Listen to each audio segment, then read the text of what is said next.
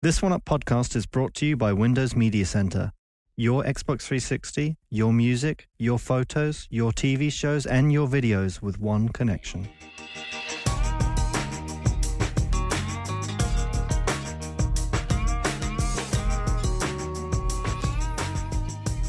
All right, and welcome to Friday's July 6th One Up Your Show. Last week here in San Francisco before we head down to SoCal for a little Summer in the Sun, E3 on Santa Monica Boulevard, and whatever else mess hits us there. It's apparently not going to be very sunny there next week. Oh, no.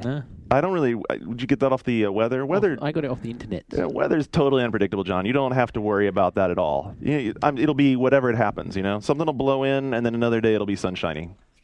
It doesn't rain in L.A. I don't think so, no. Yeah, it doesn't rain in L.A. All right, anyway, we got the big show ready to go. We have Brian back as promised for the middle segment where we'll do the second half of our E3 predictions. First section we're going to do, as promised, also what you've been playing with. Sean here from Games for Windows Magazine to talk a little Quake Wars. He's been anxious to, I think... Are you going to sing your entire observation on Quake Wars? Give us the sung version. And then in the third section, this should get you guys ready for next week's shows where we're rotating things around. In the third section, we're going to bring Patrick down to do news, and we do have ample amounts of news to bring you in the third segment. So without any further ado, let's get this show rolling. Who's going to start on what you've been playing? I'll start. We'll let Brian hit it. So on Shane's recommendation, I started playing Super Stardust HD. Steal my thunder. I'm going to talk about that one. Well, I'm just going to mention it like everybody's saying, is it good as a Geometry Wars? Whatever. It's really good. It's really fun. Like I downloaded it right after deadline was over, and I played for about 3.5 hours straight. So it was good. $8 I spent. What I think for me, I liked it is that I feel like Geometry Wars, like around 80,000 points, and it becomes really, really hard right away. Right. Whereas this was a little bit more forgiving, kind of let you play a little bit longer before absolutely trouncing you. So I thought that was really good. It looks really good, 1080 and all that crap. I'm also reviewing. Wait! We can't leave Super Stardust that fast because I know I'll let him. It's like the only thing I've been playing. I'll let the Sony man talk about his game. You know, my game. Yeah. The $8 downloadable game that sold a $600 console. Yeah. What kind of game is it? It's a shooter. It's like Geometry Wars. Pretty much the same. Well, like you get power-ups, there's bosses, and I was going to let Shane go into it, but there's power-ups, there's bosses, there's levels. It looks really good. Wow, it sounds really radical. Well, for download, PS3 download, it's pretty damn good. So it's definitely good. We'll let Shane dig into it. There is more to it. There's definitely more to it. All right, what else? I started playing Blue Dragon. For review. And you got to tell me what you told me last time. Tell them what you told me, which I was like, wait, what? What did I don't remember what I said. The golden poops. Oh yeah, the golden poop. You kill enemies, they literally shit gold. What the hell? They literally shit gold. I think it's cute. So what happens? There's nothing cute about shitting. Some encounters, they you defeat the enemy, and all of a sudden you see a little turd on the ground, and you're like, it says, oh, there's a secret or there's a treasure, and then you go next to it, and it goes squish squish. And it writes it out, and it makes a sound, and then you find gold in the shit. It's awesome. That's fucking disgusting. That is great. So basically, you kill things, and then sometimes they shit gold, and you got to go grab their shit and sift through. Yeah, and it actually goes squish squish on screen. It's great. Nice. I love it. It actually says. It says squish squish. Yeah, it's really fun. Brian, he also loves the boss battle music by what's the Dream Theater? I don't even know how to describe it. What you should do is go to Game Videos and download Mark and Kathleen talking about it when they talked about the Japanese version, because they take out that segment, but it is like the most ridiculous thing. Did you reference Dream Theater? Is it really Dream Theater? It's either Dream Theater or like another band like Dream Theater. But it really is. It's like a rock and roll. I don't think it is like a prog metal. I think I'm wrong. I think it's a different older. It's an prog older, glam metal for the win. It's an older prog rock band, but it's pretty fucking nuts. When you hear it, it just doesn't make sense. Yeah, like it just comes out of nowhere. Like you're like, am I? Yeah, because the rest of the music is by like the Final Fantasy composer. It's very like traditional. So Blue RPG Dragon music. has sifting through shit, Dragon Ball Z characters, and crazy rock glam. Well, battle music. Whatever the character design, the game looked gorgeous. The game is pretty. It's funny. Like Sakiguchi, the creator, Final Fantasy now, Mistwalker, always described that he wanted to make a Pixar quality graphics. Okay. And I remember as I was reviewing it that night, I went to go see Ratatouille, and they're not even close yet. Right. But I mean, it does look really, really good. It has that style. It uses like all the tricks like depth of field and focus and stuff. And like I've always said, I think it looks a lot better than Eternal Sonata, and I've taken a lot of. Oh my God! Taken a lot of flack it's for not that. even a question. Yeah, it like looks better than Eternal Sonata. It doesn't look like a high-res Xbox One game at all. I mean, Eternal Sonata looks like a Dreamcast game. This looks like an Xbox 360 game. Right? Yeah, like the effects going on, the lighting, the depth of Wait. field. I thought we agreed that Eternal Sonata did not look like a Dreamcast Does it game. look like an Xbox One game? No. I don't know, dude. I mean, Wait, didn't the Dreamcast look better than Xbox One games? It looks clean. That's I mean, No. but it does SoulCal? it does nothing Well, extra. I mean, there were some really good-looking Dreamcast games, but yeah. So I've been playing that, and I mean, not really saying the secret. The combat's pretty, by the book, but it's got some little interesting twists with the combat circle, and it's like charging attacks, and whether that means you're gonna charge him attacks so there's more power, or at the same time they'll like move you back in line for the combat. So you're playing order. localized. Yeah. Because we've already done a bunch of previews based off the Japanese version, Yeah. and the consensus of playing it without really knowing what all the dialogue was, came that it's pretty bog standard, nothing really special out of the mechanics of it. Well, I mean, I would say like the charging the attacks and the strategizing whether you're gonna do stuff where you're gonna charge an attack and then move your guy back in line for in the order of the combat, or you're just gonna hit it real quick so he attacks right away. Adds a little element there, and actually getting the timing down so you hit that sweet spot. That sounds sort of like Final Fantasy X. I mean, adjust the time? Yeah, but that only happened occasionally, right? It wasn't like during the special, like Shane, you're a Final Fantasy X lover, like the charging the attacks. Right. That only happens once in a while. Yeah. This happens a lot. Oh, Like it's like a big part of it. Yeah. And then they have the combat circle where if you're like in the overworld and you see two guys come up to you, you can actually use a combat circle to group them together so you don't have to like go back and forth battling them, and then you can actually pit the monsters against each other so they basically beat the crap out of each other. So that's kind of cool. That's very cool. Yeah.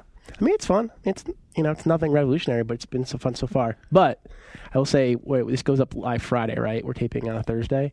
I will be playing Madden tomorrow. It arrives. You're so excited. Just for rub that. it in. I am. So excited. No, I'm excited for Madden. And if you're playing it, hopefully that means that we Yes. will be playing it. Yes, you will have a Nice. copy. So that'll be my gift before E3. Dude, that means Hell. we can get in one Browns boys match before E3. You don't want to play against Which me, dude. which version are you getting? What the hell? 360? Hold on. Wait. What?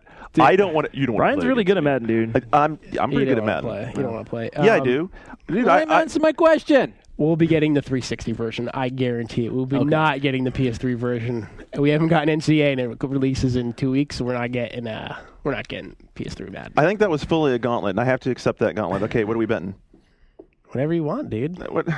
Whatever. Shane, throw us a bet. What should we bet? What do you want? Lunch? Where do you want the lunch? I think it'd be a sports-related. Sports-related bet? Sports, yeah. I'll wear a Cowboys jersey in the first day of that's the good. season. Yeah, that's good. And you do the. I wear a Browns jersey Yeah, first day that's of a the good one. season. Or you have to bark like a dog. Oh, no, I ain't barking like a dog. Dog pound. Ruff, ruff. No, but I don't know where I'll come up with a Browns jersey. but- Don't worry. I bought an Ohio State hat when Michigan lost to Ohio State, so I'll buy you a Browns jersey. All right, I'll come with the cow. Okay, so there it is. Tomorrow, That's a good grudge bet. match. How long a quarter? It's not 5 minutes. Got to be a little longer than that. Like whatever, 7. Whatever you want. Whatever you want. Something to balance it out. I hate it. 5-minute quarters, it always goes by too fast. Well, What do you think, It's gonna 7?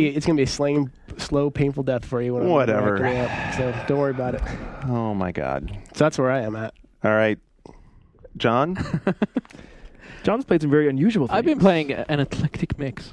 Well, the first thing, I finally bought Planet Earth on Blu-ray. And? Amazon is doing it for $65 or So something right can now. you clear something up? I've heard mixed reports. Which one has Sigourney Weaver and which one doesn't? I don't know. The one I bought from Amazon.com is David Attenborough, so I assume it's the British version. Okay, because that's the one you want. Right, because it's got I'm extra confused. What do you stuff mean? in it. What does Sigourney Weaver have to do with it? Well, Apparently- in a version of Planet Earth, Sigourney Weaver does all the voiceover instead of David Attenborough, who is now about 300 years old. Sir David Attenborough. So, yeah. But if you want a demo of what your Blu-ray player can do, it's awesome. How long is it? It's like very. It's like 6-7 hours or something. Nice. It's on 4 discs, Yeah. and there's like 2 or 3 episodes on each disc. It's sold really well. It's actually kind of a. It's beautiful, yeah. but it was $100, and you can get it for if you go to Costco or Amazon right now. It's like $60-something, and it's definitely worth it. Well, I could see what you're saying because of the hype about it and the especially about the 1.8 firmware update. I actually threw in my Superbit DVD of The Fifth Element the other day to check out. Oh, you saw the new Blu-ray version that's coming out. That's like insane, right? Yeah, now I will fully buy that. Yeah. So, and I have said before that like I didn't notice a big difference, but now that I've actually been around HD stuff long enough, I was like watching. I was like, even in Superbit, I was like, there's some stuff in Planet Earth where there's satellite imagery of the planet that's just stunning, and there's some stuff out in the desert, and then like things that they're doing where they're showing like these enormous flocks of birds, like where they just pan out and out and out and out, and you can see like millions of birds. Wow. It's like it's a really good demo. Like if you've never seen what your TV can really do, if you've bought an HD TV, this is the thing that will I'm gonna show have to check it out. Yeah, I'm gonna have to check it out, and I'm gonna have to switch to like I don't know if I can watch regular DVDs anymore because even upscaled, it's tough, especially older DVDs. Yeah. You'll really see the artifacts. You're like, Yeah. this used to look good to me. This was a Superbit DVD. I mean, that was like the best DVD you could buy. Well, anecdotal evidence too. You know how John's talked about his PS3 getting hot and the fans running. Upscaling that DVD was the first time I've heard the fans kick on the PS3. The watching Planet Earth, the fan kicked in almost right away. Really? Yeah. And I was like, wow, what's that smell? Oh, it's the first time the PS3's cooked the board a little bit. Like, wow. So that's not really a game. No, but Hey, it's cool. Before, as much as I want to talk Attenborough and the whole, and here we have a species we affectionately call grandma. I want to back it up a minute because the music in, what was that game? Blue Dragon. You know, you ever go into Rite Aid or Walgreens and you walk down the seasonal aisle and all these machines start tripping them all off, or some kids get them all Crispin going? Office also has several of those machines. So that's the battle in that game. There you go. And one more thing, since I didn't have a mic, I couldn't say this. You guys are sitting here arguing about who's going to wear a football jersey. Every shirt you own was supplied by a game company, dude. It's going to be a step up no matter what you're wearing. Oh, dude. Neither of them are wearing. Actually, what's the green shirt underneath that guy? It's just an American Eagle. People can't see to verify it, though. I am wearing a free Shane is wearing a promotional Warriors t-shirt. t-shirt. Nothing. I can paint any picture I want. Brian, you got a hot dog on a steak hat on? Hot. All right. He's got the yellow, red, white, and blue hat on. Yeah. So today I played Wing Commander Arena, Why? and I would suggest anyone that's thinking of playing Wing Commander Arena in future, don't. If you ever loved Wing Commander, do not play this game. Like, I saw someone playing and I was like, what is that? And they're like, Wing Commander. I was like, that is not Wing Commander. Yeah. Or any fond memories will be destroyed by this game. That's very sad. It's a bit like that. What was that 2D web shooter that everyone was going crazy about a couple of years ago? There was like a top-down shooter where it sort of like would zoom out further and further, and it was just basically sort of asteroids-y kind of mechanics with the. It's a lot like that because even though it looks 3D, it is a 2D shooter. Because I like the fact that you're in space. You're in space, but you're stuck on a single plane. You can't like fly above or under something. So it renders the environment around you, and you can either view it from almost top down or almost behind the ship. The hell? But you slide around in 2D. Isn't the Wing Commander Prophecy engine like open source now? Couldn't they just have used that Well, thing? they decided not to. What they decided to do was find a shittier looking engine and use that. It almost seemed to me like a cell phone game. Oh, my. It had to be a very good cell phone. Well, maybe Engage. no, the new E90. $1,400 worth of phone I to played get that, you something. And I also, because I have fond memories of the old game, played Missile Command Evolved. What's that for? It's Xbox Live Arcade. Oh, not so much. Don't know about that. I mean, it's Missile Command, and you shoot lightning. You need a trackball for that. I think Missile Command might be fun with a Wiimote. You know, it you might just be. did it, dude. It might be. Everything's better on Wii, It man. is, isn't Yeah. it? I bet it have really good graphics too. Well, Missile Command Evolved, And better. they could use the I little mean, speaker in the Wiimote. it wouldn't be hard to be better. So it has all the sort of nice, sort of glowy stuff and The pretty end. backgrounds. Yeah. Does it still do that? I don't know. I didn't play it all the way. You didn't through. die? Oh, Oh my God. David is. Does it do in that? The background is waving. That's like the signature thing of that game. It's boring. It's really dull. So what it does is use either stick to move the cursor around, and the cursor kind of extends to all edges of the screen, so you can always zero in on where it is, and then it maps the three missile bases to three buttons, three of the face buttons, and it takes some getting used to, and I don't know, not great. It'd be so much fun on iToy, just waving around, dancing. Oh yeah. The colors, man. The colors. I talked about it last week. I played some more Ratatouille Wii with my kid because we went to see the movie. Awesome. And it actually makes a bit more sense once you've seen the movie. I've been playing SimCity DS some more because I was on a plane. I warned you. Did I not warn you? It's frustrating, right? Yeah, It is very frustrating. Also, I was completely fucking up my city and I couldn't work how to get rid of it. How do you quit that game? What do you mean how you quit? Well, if you're building a city that's a complete clusterfuck and you just want to like clean it out and start again, how do you do that? I ended up taking the cartridge out. You know, I actually, once I got my city going, I didn't ever go back and kill it. Oh, but God, I'm so good at SimCity. No, I wasn't so good. No, actually, I just let the clock go and like ripped sections down and rebuilt them. Oh. I guess you can only save one city. Yeah. So you're going to have to just basically delete your character profile and start again. Mm-hmm. Yeah. Brilliant. I don't know. Not sure I'll be going back to that. Yeah. I don't know why you went there. I love SimCity. I thought maybe you were being a little harsh on it, but turns out you weren't. Thanks. And then I've been playing a ton of The Darkness. Next time I have some spoiled milk, I'm going to go, hey, John, I think this milk's spoiled. You want to try it? Did you finish The Darkness? Not yet. What do you think? I'm enjoying it. Although, as I get further into it, it's wearing a little thin now. What's wearing thin about it? Because I'm really enjoying it. I really like it. The pacing gets a bit whack about halfway through. Like it slows down? Yeah. A little bit. That's odd. And there's bits of it, the sort of balance between the really difficult bits. The weapons are the way the weapons lock onto stuff is a bit jank in places. So sometimes you'll be shooting something and missing when you think you're getting, because it has the little laser pointers that you point to things Right. with. Sometimes it doesn't work, and then some of the guns are a bit like the shotgun, which is normally awesome in all shooters, is like not very effective. It is when you run right up into someone's face and get one of those cool kills where he like uses the shotgun, flips it around, uses the butt in the dude's stomach, and The then when he stuff like up close recoils, is puts really the good, gun in his but- head and blows him away. You're Yeah. the dude who gave Dead to Rights at 9? No, I didn't give Dead to Rights a But 9. I really like it, and I really want to talk about some parts of it, but I know you haven't played it very far. Right. So a lot of the stuff I want to talk about would spoil it. Well, But I will say that it has a lot in common with Prey. so yeah, you pointed out to me that the girlfriend's name is the same. It's the exact same name of the girlfriend, and similar things happen to her. Do you walk through a vagina?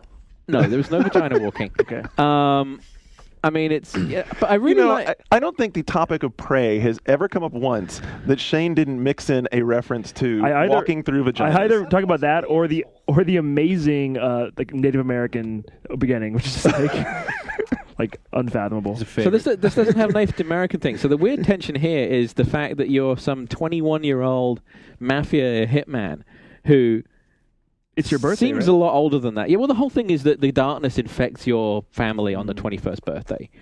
And so it's like a mafia sort of like gritty crime thing with this demon shit. with And demon possession. Dude, that's Right. fucking awesome. which takes some getting used to because it's two worlds that feel a little odds with each other. So it's got a lot of the Crow about it. Oh, yeah, it definitely has a lot of the crow. That definitely I mean, there. and not just because he's wearing a long black leather trench coat, which is a bit lame. As a character, I'm not wild about him. The sort of long black hair. He's a bit like and- Mind Freak. Little bit. bit. Mind Freak. If Little Mind bit. Freak had enormous tentacles with giant teeth coming out of his back, He wishes he did. he bet he does. Yeah, but I'm really enjoying it. I mean, it's something I'm going back to a lot. I haven't tried the multiplayer, but this is the kind of game where I would never think to try the multiplayer anyway. There's some stuff on the boards. Multiplayer where was an add-on, Here's right? Yeah. An interesting aside. Yeah, people on the boards have been saying, "Oh, the multiplayer sucks." I'm like, I don't think you buy a game like this to play it against other people. It's not built that way. What?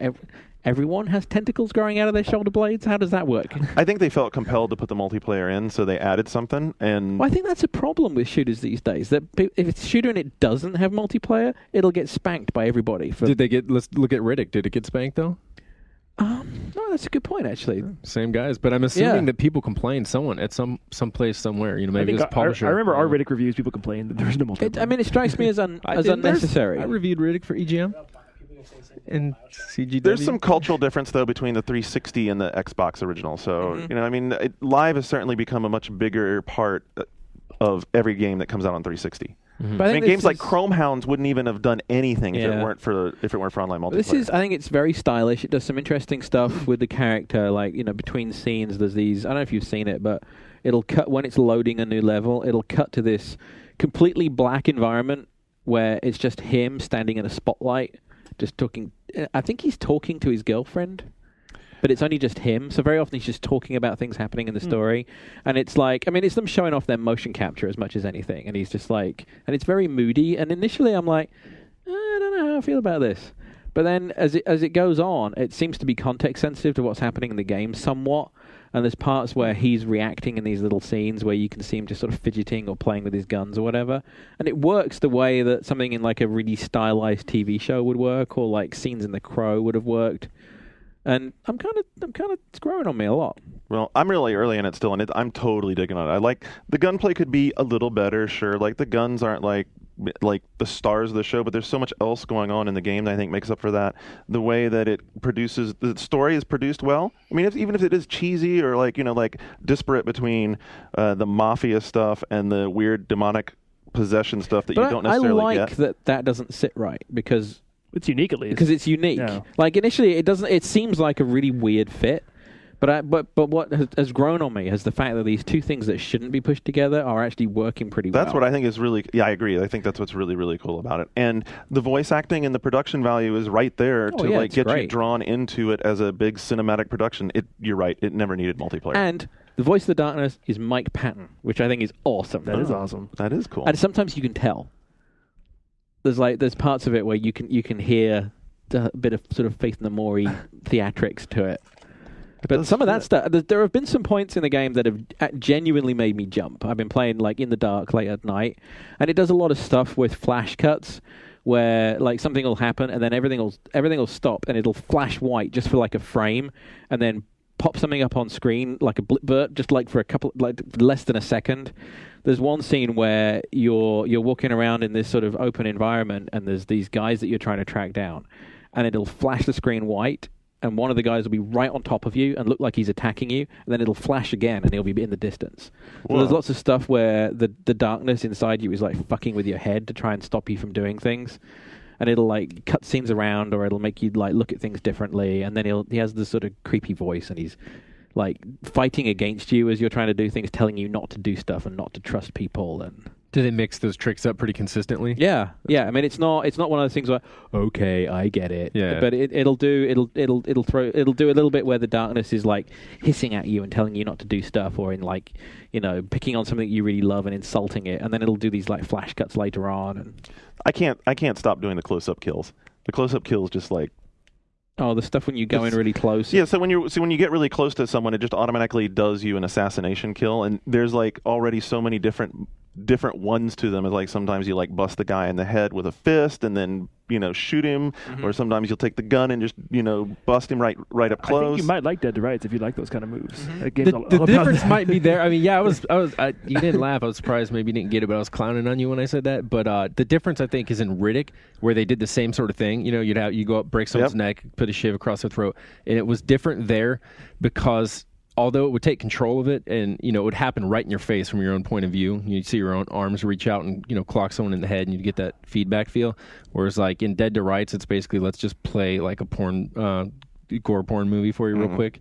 And it was after a while, I was like, okay, cool. I mean, Manhunt kind of does the same thing. Mortal Kombat fatalities, Well, I'll tell you this. I hope I'm not blowing your cover, but I knew this was a good game when on my friends list at 2:30 in the morning on Saturday morning, John was playing The Darkness still. Nice. I was like, damn, he hadn't been up that late playing the game in a long time. I was talking to Luke about this over AIM, and like the Prey comparison isn't just the story.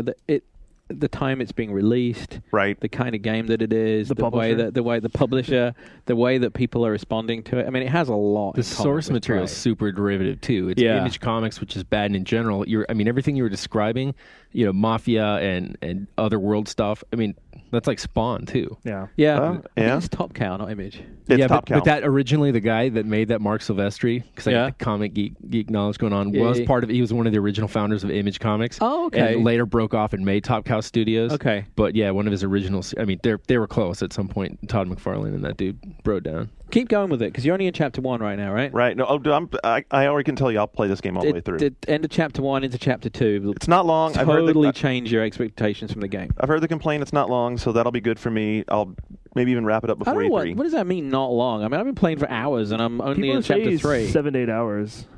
You've been at it longer than that. I've been at it longer. No, well, I don't know. Probably total playtime so far about 5. It depends on if you race through it. Because I don't know about you, and John and I both said we're like obsessing on going around and finding all the phone numbers for the collectible stuff. And there's a lot of little side missions where they'll send you off to do stuff, and it'll help you. I think Donahoe said if you do all the side missions, it's more like 10 to 12. And there's a lot of stuff where to charge up the darkness powers, you have to eat the parts out of the kills.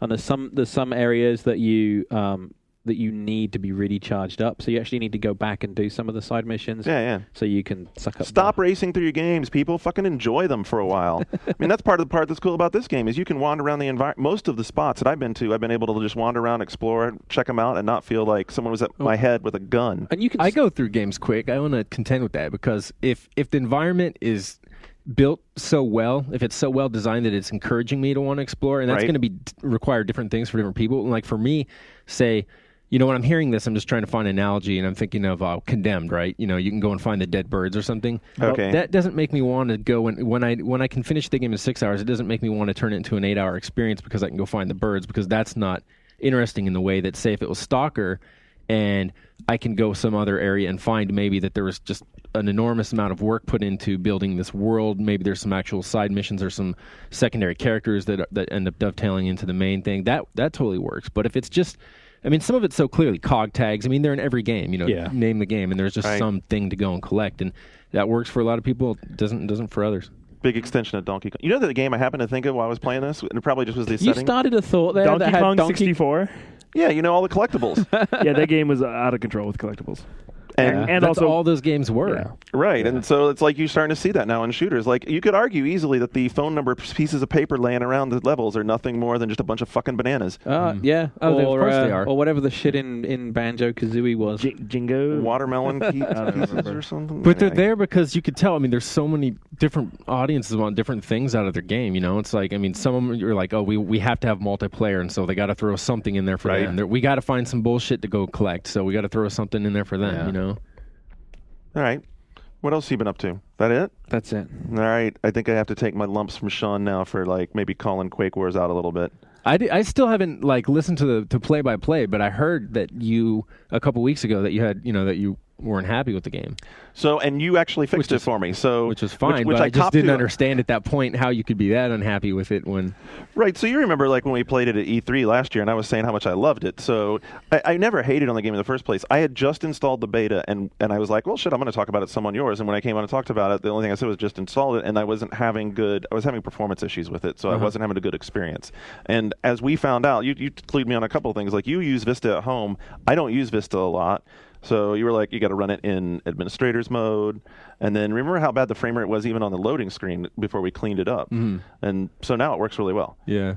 Yeah, it's one of those things because, you know, podcasting, the format in general, I mean, even different than online and different in print is where we're able to go and give immediate impressions on Right. things, you know, minutes after. But because, you know, in print, when we're giving impressions, we've always had the entire month or something to stew on it.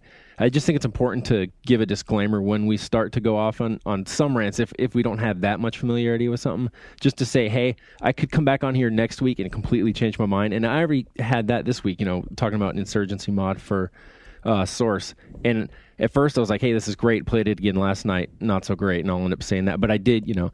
But so anyway, yeah, how has your experience changed? I mean, since you've been able Well, that's to why play I it wanted. now? So when we did that, that's why I wanted to make sure and bring you in, and that's why I wanted to talk about the game, is because on top of getting it to perform better, you sitting there and like walking me through a bunch of different ways to play the different characters made a huge improvement in how you know, like the level of playing that game. That's a game that like you jump into at first, and if you're running around with a machine gun or hopping in a tank, you're playing like the scrape of the surface on it, right? Mm-hmm. And then you have to like pick. How do you do it? Do you pick one character and start playing with it, or do you jump through different characters at different stages of the levels? Yeah, I think with this one, what I did is I went in and was, you know, being so familiar with the Battlefield series, saying, hey, look, there's different classes to play. There's 2 armies and there's vehicles. It's Battlefield. I'm going to go play it. And I did that, and it wasn't working very well. And, you know, I was finding, you know, I was frustrated with some things. These vehicles don't seem, you know, they're not performing, or I'm not able to get 100 kills as soon as I get this aircraft in the way I would in Battlefield. And then eventually what I did was like, okay, let's back down. And yeah, I just pick a kit, go through it, you know, start off, try every tool in it. So if there's, you know, some of the things I showed you, there's a tactical shield you can throw Right. down. So you're playing Strogg. Mess with that a bit. Find out that you can deploy that on a vehicle. So if you're going to, you know, take a Jeep or something in the front lines, and you know that it's pretty good battering ram, but the sides and the back are weak on it, you throw a shield on the back and then run in, switch to the next, and so on and so forth, you know, until I've got a sense for how things work. And eventually what happens is you get to the deployable kits, which are the engineers, constructors, and when I've said, and those are basically the same. They're the equivalents across the GDF, which is the human side, and the Strogg, which are the alien enemies in there. But what I found myself doing right now, like as I'm getting accustomed to different kits and how they play, is using the missions. So like if you hit M in this game, it pulls up like there's a primary mission that you're trying to do to advance your team's next checkpoint. So, you go through this progression of having to build an EMP burster and take down shields and break into the dam and ultimately hack the dam controls. But along with doing that, you can press M and your character will get like a series of submissions that they can go do that would support your team in the field. Do you do that at all? Totally. And that epitomizes one of the things that makes this game what it is. So, I was talking about I was expecting it to be Battlefield right. for superficial similarities. It turns out it's not, and it turns out specifically that the whole game's design reflects a desire to do things differently than Battlefield, but to correct what the developers on this team think are weaknesses with Battlefield. And I disagree with them there because now all week I've been going back and forth between the two.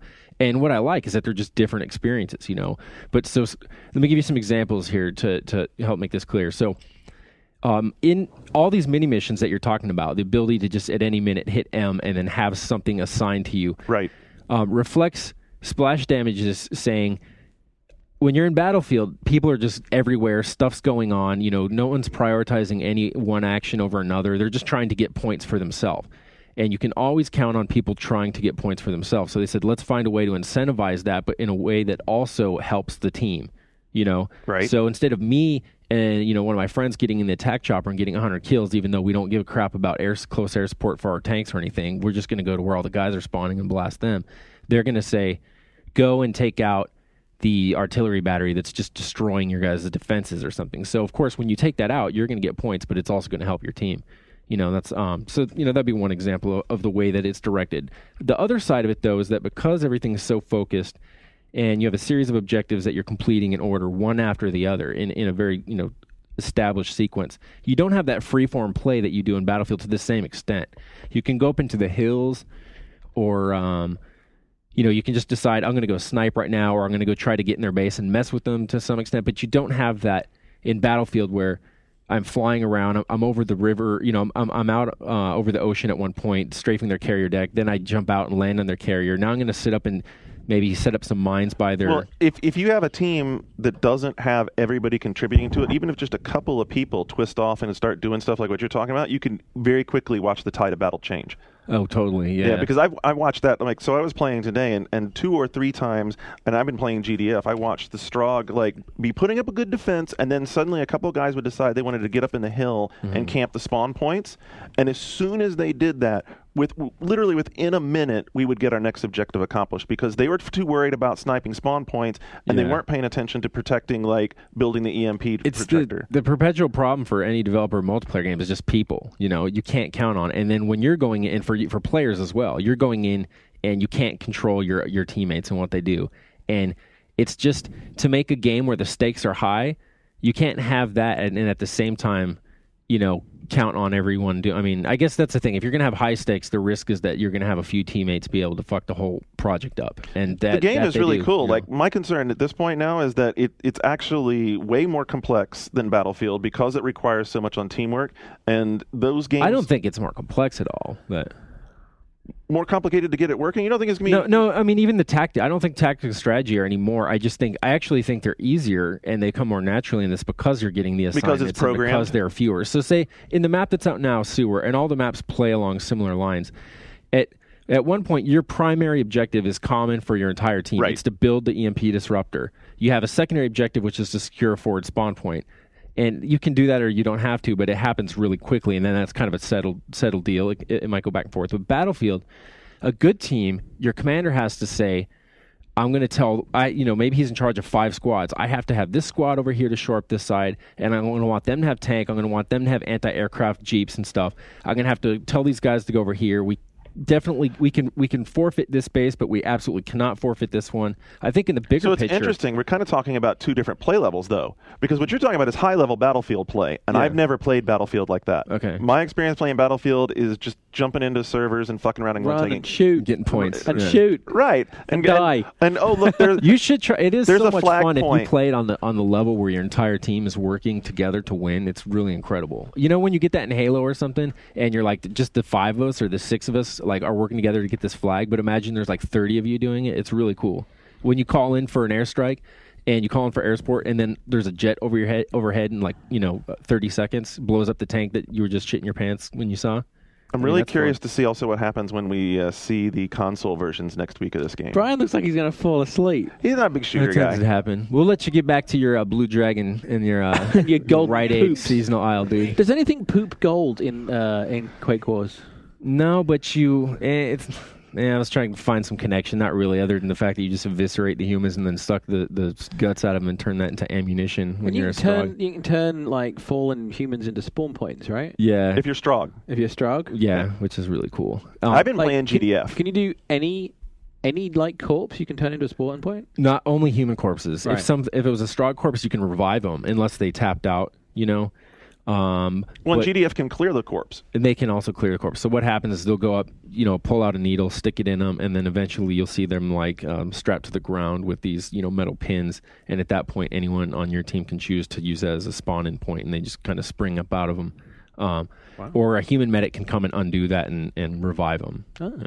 Which causes chaos when they get near. So what happens is you're in the middle of a big firefight and a bunch of the GDF forces fall, and if they've got a couple of people strogifying bodies to turn them into forward spawns, you're respawning back up the hill and they're respawning right there and already set waiting for you when you're trying to get back into the base. It's interesting. You're saying we're going to see more about the console versions, and this is a case where originally I was told that you had made the accusation that this game was dumbed down for console or something, and I think that was I didn't wrong. say that at all. I think it was wrong. Yeah, so I was misinformed from a message board. You may no have- one you ever may has have said something misinformation on a somewhat like message that. board. What I said, I don't, this was pure conjecture. I think the game probably would have been closer to being done, if not already done, if they hadn't had to start doing console development of it. Like it's being limited. Because I think there's an outside studio. it is, but even so, Splash still has to be there supporting the outside studio. I mean, you don't just hand your game over to the outside studio and say, "Oh, here it is, go board it." I think that's a No, lot of they did, conjecture right there because Valve did that with Gearbox. They just handed Half-Life over to them. Activision and id both want Splash Damage to get this game out, and that's the other thing. If this game had come out last fall, it would have looked a lot better than it looks now. I still think it looks good, but looks now good. people are kind of like, it's not as good as I thought, because there was a time, when it was like the message board I think thing, it looks post it, awesome. paste a screen I think it URL, and looks it's like, nice. oh my god. Now it's like cool, and then when it comes out this fall, it could be like, Next to Crisis. visually, See, visual-wise. the is bullshit, because it's not that it looks any worse. It's that not many, but there are other games Yeah, that the have arm started. race escalates and more and I think, more but I things think are the out. art is better than Quake 4. Oh yeah. Oh on no, which it's based. absolutely. I mean, Completely. it's just I think they've put a lot of effort into And- particularly where the units look. They're much The more kits, complex. the kit. When you see the kits on each of the individual soldiers, that shit's awesome. They look I mean, really good. They look really I can dig good. the design, even the vehicle stuff, like the Strog tank. When you compare it, maybe it's not the pinnacle of design for vehicles and stuff, but compare it to like the vehicles in Battlefield 2142, which came out of like the coloring book or something. I mean, like it's pretty good stuff. I'm happy with it, and it's not the usual id where it's just the typical bioorganic notebook doodling. You draw like a dude with like a huge bicep, Are and there then you any draw a cable coming out of it. Are there flaming skulls? There are no flaming skulls in this. No. But so here's the thing. I wanted to get back to the console versions and the dumbing it down. It's like, because I think, to the contrary, this is the kind of game that it's going to be a real challenge to get it to work on console right, and they're going to have to make a number of sacrifices to the gameplay. And that's either going to be they're going to have to slow it down pretty drastically, or they're going to have to throw in Aim just assist? an insane aim assist that could dangerously border on auto aim, because when you're moving and you have infinite stamina, you're able to sprint and stuff. Right. There's no way someone with a controller, outside of the very best, Well, maybe they won't do Lil cross-platform play. Poison, outside of these dudes, are going to be able to consistently kill guys. They might not do cross-platform play. No, against other console players. No one will be able to. If it's all console, all 360, and you move as fast as you move in this game now, no one's going to be able to hit anyone. Don't even bring a mouse into it. You're either going to have to do that or make the weapons like, the big, you draw a circle on your screen instead of a dot for a crosshair. You throw like an Aunt Jemima pancake on the screen. Press the button, you blow up everything in there. Brian's over here. Since we've stolen his mic from him, now he's wondering: does anybody even care about this coming to consoles? Is it too PC centric? No, this fall. I mean, This fall. with the way It's the usual thing. It sucks. The Well, back those and forth. 360 owners, they'll just be putting Halo 3 down and going straight towards Quake Wars. Because it's like, when Halo 2 comes to PC and we're all just like, whatever, dude. This is the stuff you guys I don't are know, always man. like, This game with voice chat, like for everybody having voice chat, hopping in and playing, I it's gonna think be I think wicked. releasing it this year would be a huge disservice to the franchise, because I think do it on PC, get it out, establish it on PC, stall it into next year so people will actually play it, because Yeah. everyone that wants to play a shooter on 360 is going to be playing Halo. going to play this game on console. But Midway. It's so weird not a bad that point. way. But Midway said that will drive sales of Blacksite, the competition. It's so weird that way, because I honestly have had so much more fun playing this one map beta on this than the Halo beta with its 3 maps. Whoa. No, but and that's against the platforms. But then if we tweaked it, and I'm sure I would have a different perspective if it was like I was comparing the 360 Quake Wars to the 360 Halo, or You know what? I think I the agree with PC him. Halo to the PC Quake Wars. But you you have know? more fun with Quake Wars Yeah, I than think Halo. I agree with them. More fun now that like it's cleaned up and running decent. I think I agree with them. More fun playing Quake Wars. Dude, right now I'm like just so gung ho on the whole. I've been like, so after you told me how to do deployables, I've been like going nuts with the deployable shit. Yeah, the deployables are fun. Well, They're a blast. I bet you'll have more fun playing Super Stardust HD. I would. Super Stardust HD is hard to argue. You get the other thing with Quake Wars, put Brian to sleep already, but just to say is that there's a good variety between. It's like your finger is going to like work its way up. You your don't have a nose mic, 'cause so you're yeah, leaning on fuck it. you, dude. Go to sleep, man. I was trying to segue Play there. some Pokemon. My segue got shot right down. I know it was a He did a steal it noble from you. attempt. It's a noble to effort. segue. Is that enough Quake for you? Still going? Still All going? right, bring it back. Bring that segue back. So, Super Stardust HD, Yes. which everyone's who played except for you. I have not played it, so So on last week's show, I mentioned. Did you play it, Sean? Have you played any Super Stardust? I've been watching people playing it, I And- thought Blast and Factor was it made me supposed tell to them, be- hey, go play Hyper Bowl on PC. Wasn't Blast Factor Geometry Wars on PS3? It was. And So that, why is Stardust Geometry Wars on okay, PS3? unlike a pale imitator, which that was, this is actually a huge evolution. Like, after I played this game, This is actually a huge evolution. It's tremendous. to be you giant. can move left and right and diagonal. It has 2 sticks. Why don't you shut the fuck up? To begin One with, of them fires. The other one moves. to begin with, so this isn't a Me Too game. It's actually a remake of a 14-year-old Amiga game. And the same guy made this. So Okay. it's a remake. And it is basically like Geometry Wars. The difference is instead of being in a enclosed space, you're on a sphere, so you can go everywhere you want. There's 3 different weapons, and you can switch between them at any time. And they're better against specific enemies and against specific asteroids that you'll be fighting. And you pick up weapon power-ups, you pick up shields, you pick up point power-ups, you can boost.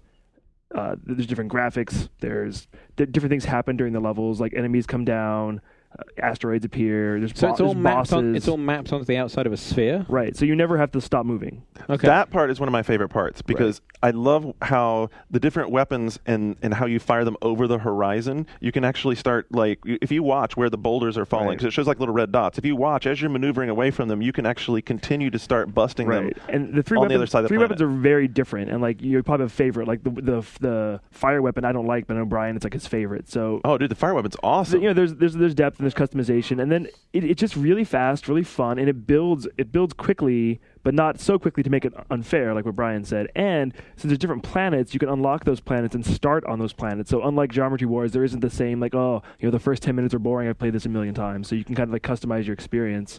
There's also co-op play. The co-op play is a little hard because you can't. There's no split screens. You have to stay together, but it gives you an incentive to stay together by making your shots more powerful. Yeah, but the whole idea of even being able to do co-op play is cool. Yeah, I mean, really, like everyone I've said, like, hey, if you like Geometry Wars, like this is basically Geometry Wars taken to the third degree. And like, the only thing it's missing would be online co-op, custom soundtracks. I really wish it had custom soundtracks. Even though the music's good, you're gonna get sick of it because you hear it over and over again. Can you remember who the guy that did the Amiga version? I don't is? remember. I think they're from Finland. It's European, but. I mean, it's the really quality, fun, addictive. Like everyone who's played it And really it's digs it. It's $8? $8, dude. It's $8. Like, It's the best $8 you could spend on your PS3. I mean, right now. I gotta say, I like Since calling all I cars like was him- the best $8 Yeah. you could spend. I like calling out cars a lot, but I I love like this calling better. out cars. I like Yeah? this. I like this better. John, you missed the chance to say it reminds you of Prey. The level where you're going around the sphere. Yeah, it's good stuff. Okay, the other, It depends. No, actually, you In a know little what? The spaceship. Calling All Cards All games are like comparison is Prey. interesting because they're very different. Calling All Cards is a blast to play with other people, Right. but it's like totally multiplayer experience. Yeah. And the whole Not deal with playing that game is hopping online with your friends and Oh, playing. yeah, it. I agree. Whereas this is like you sit down by yourself and you can just veg out on this thing for like hours. Totally. It's- Brian played it for 3 hours. no. I did after deadline. I was like 12 hours in the office and then I came home. Right, and it's the first game where like the leaderboards really matter. Everybody cares to be above their friends, and it's the game where now when I go on PS3, people are actually online. Dude, I beat the game score. So people are playing this the way they play Geometry Wars and Pac-Man Championship Right. Edition. oh yeah, Basically. They're it's, the just score it's all keeping about always scores. comes up, right? But yeah, it's good to finally have a game that like gets people Cool. actually playing. It's really pretty too. It's really pretty. You see, I think the graphics are okay. Other people seem to like really love them. I think they get the job done. Is it but really stylized or is it? not really? No? It's sort of stylized, but then you have like these cool like some of the parts have good textures on like the boulders and Yeah, rocks that are like- falling and are all like textured and multi-layered with shadows and like really detailed graphics and when they hit and you start busting them into chunks, all the little chunks have cool looks to them. Well, and another good factor that I really like is the boost. You go really quickly and you're invincible while you're boosting, but when you're done boosting, you're not invincible anymore. And if you boost into point power-ups, they double. So it's like this big risk-reward incentive to go boosting around all the time. But yeah, I always get myself in trouble when I do that. So anyway. Oh, Brian score Yeah. going to double now. The other game I've been playing that's new, we played a little multiplayer Brain Age 2 or Brain. Brain Age 2. That's what they called here. And I got it's a lot better than the first one because the Yeah. first one, if you ever played multiplayer, all it was math. Yeah. And they got really old really quick. This one has 4 different modes, and one of which reminds me of that Archimedes game that Mark was talking about. Like, Oh. it's like you and everyone who's playing, it says to draw something, and then like you get to vote on whose is the best. Oh, And cool. that's really fun. There's one where you're making change, like at a cash register, and like you'd be amazed at how hard that is. Like everyone is like, "Wow, making change is hard." So, Not me, man. not you. You're good at Oh, that. plenty of cash, right? Including a movie theater one Yeah. for $4.25 an hour.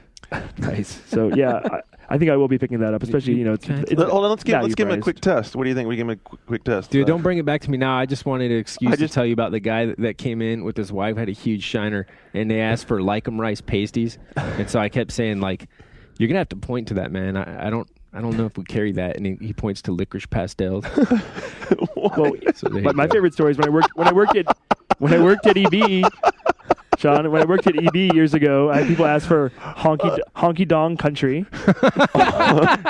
and a different person years later asked for kitty dong racing. Red. Yeah, Honky Donk? yeah. Oh my. Yeah, God, aren't you glad you don't work in customer I service? know. Also, I've been playing the same old shit I've been playing for the last few weeks, beating everybody at Planet Puzzle League Yeah. and playing Heavenly Sword. So there you go. Oh, Poor guy. Can you talk about that yet? I can't talk about it next week, maybe. Can we talk about Lair? That's probably old school, but I've been playing it with Crispin. We can't. We can't really talk to him. I mean, can't talk we've about been to it like on an my event, podcast. but trust me, if you want to talk about it, When the since, time comes, since I yeah. reviewed it as well, when the time comes, Fuck it, I'll get a PS3 this weekend. we can bring you back. That's not out for like another few months. I know. A few weeks, so very early. So like that's it. That's it. Should I subject anybody to even talking about our victory? I'm before? impressed that you played Duty of Publisher, is what I like to call it. Duty of publisher. And nanosecond of cautious optimism or like somewhat spirited fist pumping. I still remember at that press conference, famous one I keep talking about, they showed like these beautiful portraits of the 3 characters, like lovingly, and like that was supposed to impress us. Like, yeah, you got some guy to paint 3 soldiers. Like, that's all you got? Hey, they had Stamina guy. They did Unreal Engine 3. How do you really? How do you fuck up Unreal Engine 3? it's like you just licensing an engine doesn't really apparently come with anything else included. Like if you thought you're just going to go license an engine and have a game drop in your lap, it doesn't really work that way. Dude, well, fuck the graphics. What happens when you take Final Fight and say, let's take this mentality and make a World War II shooter out of it? Instead of Hagar doing a pile driver, you're going to have a dude that's got more stamina. Hey, that's stamina but Sean, guy. one of those and guy- then you're going to make the dude. One of those the dude guys who's- can jump. Only one of them. Yeah, that's the jump guy. So that's like whatever. That's Cody doing a flip kick on The other jump. 2 guys, just how do you do that? And then they tried to they try to present it in a way like who are you, like who speaks, dude, I got stamina, I'm all stamina, Yeah, like I'm who, Jumpy Guy. Yeah, All I like, I can like the tell idea of them you- being like, what are you doing? What Like, does the other poor sap do? The guy that can't the jump sniper and has, guy, he can Oh. climb ladders. That's the thing, because anyone can. I think anyone. Correct me if I'm wrong, but at the time I thought it was anyone can use a sniper rifle or scope rifle, but only he can climb ladders. They just like turn him wow. off. There are iron Dude, ladder sight- climbing guy. No, Sniper Dude. I think Sniper Dude's the only dude who ever winds up with the sniper rifle. 'Cause Okay, there's no it sniper can rifles access laying the- around. It's the problem. None of this shit even matters But because that's so dumb. Why not just let you choose? Hey, I got a sniper rifle slung over my shoulder. If I want to climb up there and use it, I'm free to do it. I've got some shoes on my feet. I can walk, so I don't have to pick a guy that can walk. Well, it's like a false feature. It's like a fake feature. It's like we don't actually have a game, so okay, we'll take what you could do with one guy and split into 3 guys and call that a feature. Yeah. It's like a lack of a feature. You know what? It's just I disagree. I think it's just that they didn't carry through the design process the rest of the way. They didn't think. I think what they does it force you to use the 3 characters cooperatively? No. What it does is on most of the levels, there are a few where it picks for you, but on most of the levels, at the beginning of doing it, you're free to choose any one of the 3 dudes. And so the idea was that would be a little twist on the whole seeing the war through different people's, through different soldiers' eyes. Because Call of Duty didn't do that. Right. It's a twist. It's totally trying to rip off Call of Duty. Medal of Honor didn't do that 10 years ago. But changing you were it one to guy, where it though. actually mattered. So you're going through the same level. So the idea was that if you took like the covert ops guy, you'd go through stealthily. If you took the commando dude, you'd go through more guns blazing like Hogan's Heroes kind of style. And if you took the sniper guy, then you'd find perches and you'd snipe and advance slowly. The problem is that they didn't think it beyond anything other than every so often we'll come up with a event area and there'll be something for the sniper dude and something for the commando and something for the covert op dude. So it's all the same. It's so how not a factor. every World War II game, no matter what, can at least claim the bullet point of like historical authenticity, and even though that's like largely erroneous. I want a World War II game that's so welfare cheese that like they don't even get like the tanks and stuff right. Like you see like Korean War, Vietnam tanks cruising by, but they're just painted in American ones painted in Axis colors. That's the game I want to play. Oh, This game didn't come out for PC. Tell me if they made that. No, but you know what? It should have come out for PC because the control scheme. It's like none of the past 5 years in console shooters ever happened. There's no acceleration. There's no body sensing. There's no concession to the fact that you're playing this game with a set of thumbsticks. So if you crank the sensitivity up all the way, you still don't turn around fast enough. You got to use the buttons to look, the X, Y buttons to like look. You're still slow turning, but if you crank it all the way down, it's still too sensitive when you're trying to like make a distant shot because you're still trying to do a thumb. Oh my God, the controls are terrible. Terrible. Do not put yourself through it. Just don't. Sounds good. Just don't. And it's incredible. Good news is incredibly short. Oh, great. Yeah. Don't. If you get it, just go. I don't know. Don't trade it in because I don't like that company either. I heard a rumor it might be coming out for PS3. Get excited. Oh, God, please. Sony, kill it. You know what? This would be a game that I would love to see actually go to Sony for approval, and Sony would say, no, thanks. No, we don't really look at that. We'll pass. Is that possible? Didn't they know it was Xbox that made Tenchu, right? That put out Tenchu? Yeah. Did I tell you in the demo how the AI is so fucking dumb that you go out to the water, and then they start throwing shurikens at you, but they miss and they hit each other, and it knocks them in the water. And they can't fucking swim. So like the whole harbor is just loaded with bodies. And they're all like on the docks, like knocking each other in.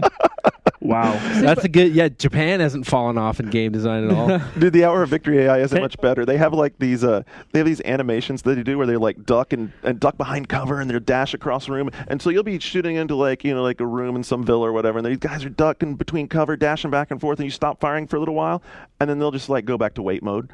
They're like, oh, shit, that's classic it's all good. stuff. Yeah, that's classic Tenchu. I would counter that you exist. Yeah, I would counter that Tenchu was never good, actually. That's true. The first Tenchu was successful because it was better than the other Ninja game that came out the same day called Ninja. And it was just like it was a stealth game at the time. IDOS. Core design? Yes. Oh, Ninja. that was awful. Yes. So that. It's But called then Ninja. Red Ninja was more of that. The game with that was like different. the That was worst camera I've ever played. That was a chick wearing like no panties and but it was the same kimono. kind of thing. Red Ninja. Worse than Drake camera?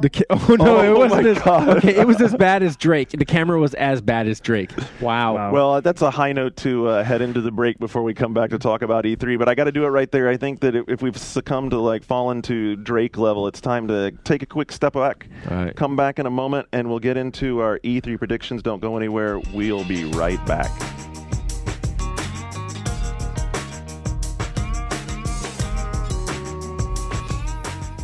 You are listening to One Up Yours on the One Up Radio Network. Brought to you by the Entertainment Consumers Association. A single voice may not be heard, but a collective voice cannot be ignored. Speak up and keep your favorite games on the shelves. Join the ECA at www.theeca.com.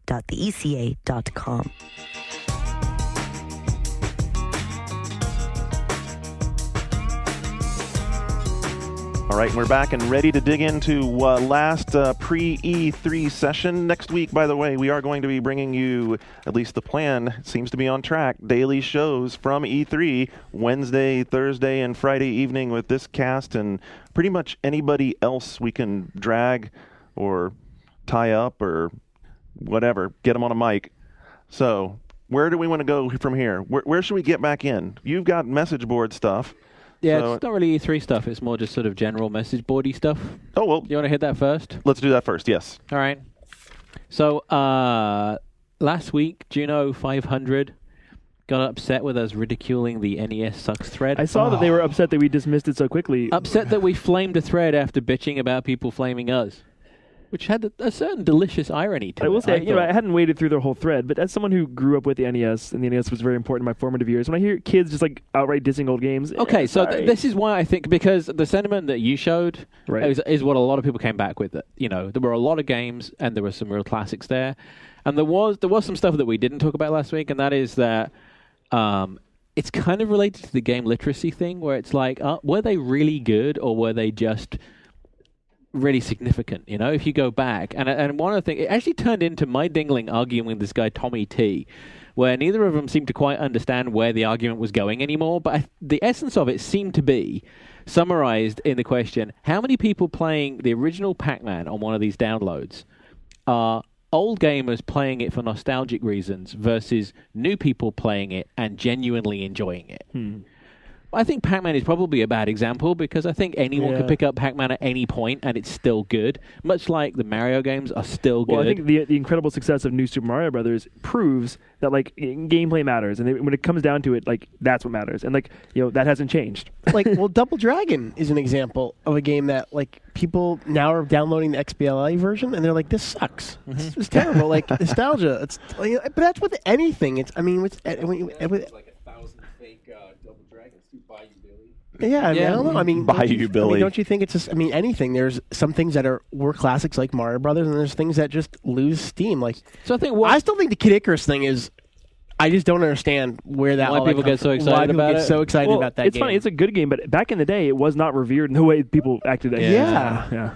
But I think, going back to my dingling's original thing, and that is, he has a point there. For younger gamers going back, they're not going to see the attraction. Right. But I think the argument that they all, he was saying they were all suck for effect. But I think it does gloss over. And I think most people jumped in and were like, look, there were thousands of... How many games were there on NES? It was thousands. There was a lot of crap. But the good stuff, I think, still stands out. Mm-hmm. So anyway, the thread about last week's show, a few people got upset about that. And usually people that didn't actually post in my dinglings thread at all, which I thought was, well, whatever. Hey, Mikey, what games or genres intimidate you? Any games intimidate you? Real-time strategy games. Really? Real-time strategy, no doubt. A lot of people agree with you. No doubt. It just I never got into it. I wasn't a big PC gamer growing up, so I definitely was a console guy and handhelds. Never got into it. I watch some people play it now, and it's like I feel like they're doing advanced physics. Yeah, flight sims. I'm very intimidated by serious flight sims. X separated by X's says anything team-based on Xbox Live. I can kind of see. Yeah, I can kind of see that. Because it requires teamwork. It requires teamwork, and I think if you're not awesome, then I think people can be a little shy. I know that I can relate to that. Yeah. It's what we went through with Halo. You went through it with Halo. Well, yeah. That's just the fact that these guys are so good. You just feel like the weak link. Basically, the guy in the room, David Ellis, he's one of the problem. He's the problem child. He's too good at these games. Yeah, too fucking good. We're gonna have to chop one of your fingers off. And imagine fighting games are also intimidating for a lot of people as well. Yeah. Yeah. I think RTSs came up a lot. Splinter Cell Online came up a lot. Splinter Cell multiplayer is a learning. There's a big learning curve. How about you, Garnet? 4. Any games intimidate you? Any genres intimidate you? Well, it's kind of not particularly because I played a lot of genres, but instead of intimidation, there are games that I know that because I'm extremely competitive, if I'm not going to put the time into it to get good at it, it's just going to piss me off if I play it a little bit. Yeah. And real-time strategy games are a lot like that. And then I will get really frustrated and irritated with them. So maybe not intimidated, but just immediately right off the bat, solid wall of, okay, I know I'm not going to want to put, 3 weeks into mastering this game to be able to play it right. I thought of another good one, DDR, very intimidating. Oh yeah, because the physical ridicule there. That's true. Yeah, that's true. and I would Totally imagine could look like a people- moron I think doing some that. people might. I mean, I know a lot of people that Guitar Hero scares them off just because it looks. Brian was You scared want to know of it, something? yeah. I was. Yeah. Totally. I'm just not very good with the guitar. I don't know. I just don't have that talent. And I finally played like about a month ago. We were in the office. I finally played Guitar Hero 2. Yeah. And I totally get why everybody loves it. It is pretty damn See, it's cool. that competitive thing. I have the same thing with Geometry Wars, which is I really, really enjoy Geometry Wars, but I'm not playing it anymore because I cannot remotely score like the rest of the motherfuckers in this office. I don't know. It's embarrassing when you're on that leaderboard. You're like, fuck, I'm not even close to these guys. Like Dude, I Mark have- McDonald like kills at all those games. Dude, it's like he hits some other zone and He he's goes just into gone. some higher state of consciousness to do that. It's he just- already has like 30 million on Stardust, which is pretty high. Yeah. Jesus. Yeah. Okay, Skylark, games or consoles that you regret getting rid of, like old stuff. Now, a lot of you guys hang on to everything. Sega Master System 2 came up as something that they had ages ago and wish they hadn't got rid of. A lot of people brought up that they got rid of their NES. Ironic, given the previous thread we were talking about. I got rid of my Saturn to buy a PS1, and I eventually went back and got it. I mean, long afterwards, but I was pissed I got rid of the Saturn. And you got this sort of look on your face. Well, Shane keeps everything. I mean, I've lost games that pisses me off, but I can't. A lot of people brought up stuff. Actually, there were some real sob stories about people that lost consoles because their parents were clearing out the garage or something, and then when they went back, their parents had sold. There was one guy, I didn't write his name down, had a 26. Oh no, Trigger Happy 182. His parents sold his 2600 to some woman down the street, who then put it on eBay and told him if he wanted it back, he was welcome to bid on it. Wow. Oh my lord. But yeah, I never get rid of it. You know, I only had I had to actually choose between Genesis and Super NES, and I had Genesis. So I had Genesis and 32X and Sega CD, and I wish I hadn't gotten rid of all that. Yeah, I wish I would just you could probably live without 32X. Yeah. right, but I mean, it would be cool just to have the whole package of that. Although the Star Wars game was all right. It's all right. It'd be cool to have all that stuff still. A lot of people brought up the Saturn. Portable Mind actually brought up a game that it's not that I got rid of it, but it was one of those games that I always meant to pick up and then never did. Einhander. I can remember playing it on EGM. It's a good game. Awesome. He said he game. just paid $50 to pick up a used copy. Wow. Of it. So that thread is ongoing. We did Juno's NES thing. Hang on, my notes are all over the place here. Chickbot21. When you hear clowns like David Jaffe or Cliffy B talking all tough and hard-ass about their badass games, does that turn you off? We talked about this a little bit a few weeks ago. About A little bit? Yeah. I think it helps. I think the larger-than-life personality, it makes you more excited about their game. That seemed to be the sentiment that came out. There was a lot of, I don't care about the people, I just care about the games. But I think... when Cliffy gets tough, I just think of him in that bunny suit. yeah. And I just start to laugh. Liquid Hokage says he doesn't get the whole Reggie thing. The cult of Reggie. I think the Reggie thing is just the fact that he's so against what we always dealt with a Nintendo executive. I mean, he says something that I have never observed, but so I don't know if it's true. But he says there are people that go to these things wearing "Take My Name Reggie" T-shirts. I've seen it. No. Yeah, I have. No. Yeah. yeah. I've seen What? it. I've seen Take it. my name. No. I Reggie. mean, I'm just like, what? Yeah. Yeah, I've seen it. See, it's real. that I don't get. No. He is. Yeah. I mean, I don't know. Interview. I mean, I've Sean's like flexing and stuff. I've got to interview him. I mean, it's just nice. He sometimes will say what's on his mind, and that doesn't often happen from a Nintendo executive. Yeah. So I mean, that's the whole thing. I mean, he's just honest. Like when they screw up, he'll kind of say they screw up, and I'm sure Nintendo's not too happy about that all the time. People single him out differently. A lot of people seem to like the developers because they say it shows passion. Someone that did get beaten up a bit in this thread was Peter Moore. There you go, Shane. Go on. Go, Shane. Go. No, I think because they view him as more a marketing mouthpiece as opposed to. I mean, Well, and that's genuine. exactly it, right? I mean, Peter and Major Nelson, these guys Yeah. are not game developers. They're just putting spin and voice on marketing messages. And I think Peter's really good at it. Like, Peter is yeah, he's Peter really is good. I he's think- better than really good. I think he's awesome good, at but it. I do think he sometimes like oversteps his bounds. Like when like he called out Cameo reviewers by name, and he's like, "My daughter loves Cameo. You reviewers don't know what you're talking about." I'm like, well, actually, I think we do. I think maybe we're more qualified to review this game than your daughter. Seriously, Yeah, but you know. but on the other side, isn't it kind of cool that he is paying Yeah, attention yeah. to that If stuff? you, I mean, you like, know Peter Moore's daughter? I don't see some hardware people actually caring about Yeah. who's I mean, reviewing their game. The fact that he's passionate, that's definitely a plus. I think the that's tattoos and kinda cool. everything. Like I think it's a good thing, but I think he pushes it too far sometimes. But I'd rather see it that way than the other way, where they That's really true. don't give a shit. yeah, Hence, Sony's not caring about football You know, games. so as long as we're like talking about Peter Moore, if there's like a side of it that I do like, it's that like he definitely like puts forth this genuine enthusiasm for what he's doing, for the game system, for the 360, for the whole deal, and that's cool. I think that's And good to have. it puts a face. I mean, I think what all of these guys succeed in, whether you like what they do or not, is they put a face on whatever it is that they're talking about. Yeah. It isn't just faceless Microsoft or Yeah. faceless Epic. It's Cliffy and Peter and Yep. Jaffe. And one thing, I jumped into this thread and said, okay, well, we talked about all the big guys. Are there any people that have affected your opinion of a game that aren't one of these big ones? The interesting thing that came out, some people said that they actually went off BioShock when they started hearing Ken talk about it. Why? Really? I think Dennis Dyack would be a poster boy for someone who. A lot of people came to Dennis's defense, which really surprised me, saying that, yeah, he was really stupid, but look, he really cares. he Don't you feel really like- does care. But don't you feel like some people on the message board just feel sorry for him? That's entirely possible. I think it's just like people start to feel sorry for him. Like he's getting so crazy with what he's spouting. Sean is writing Mitch, which is Mitch from FASA. he came up as well. People Yeah. definitely, yeah, Yeah. they were, okay, yeah, we've played the beta. What are you talking about?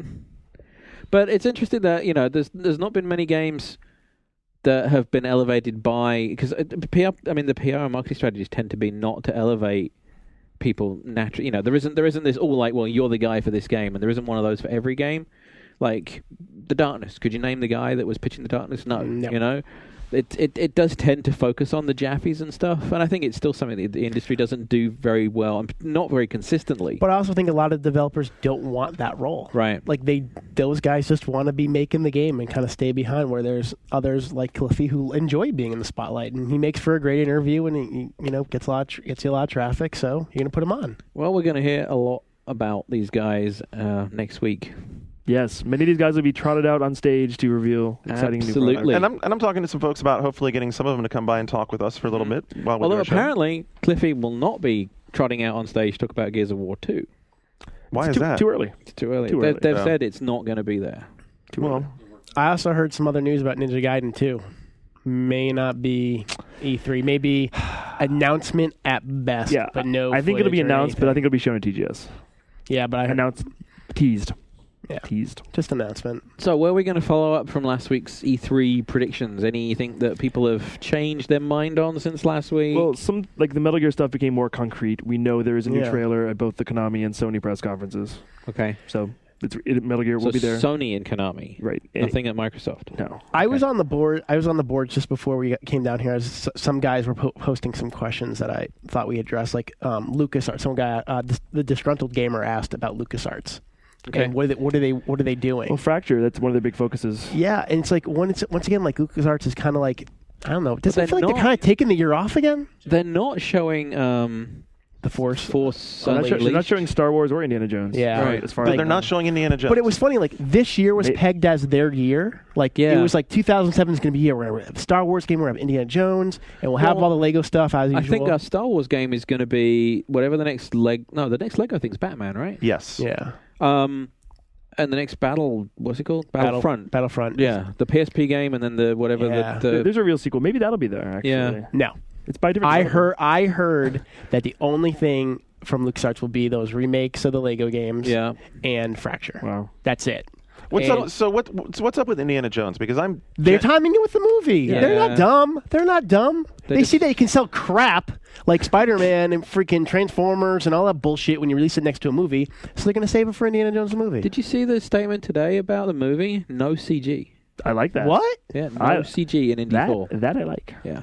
Interesting. wow, What? that's interesting. I mean, that's the whole reason. I think the Star Wars: The Force Unleashed. I think they realized, wow, we got a long way to go on that one.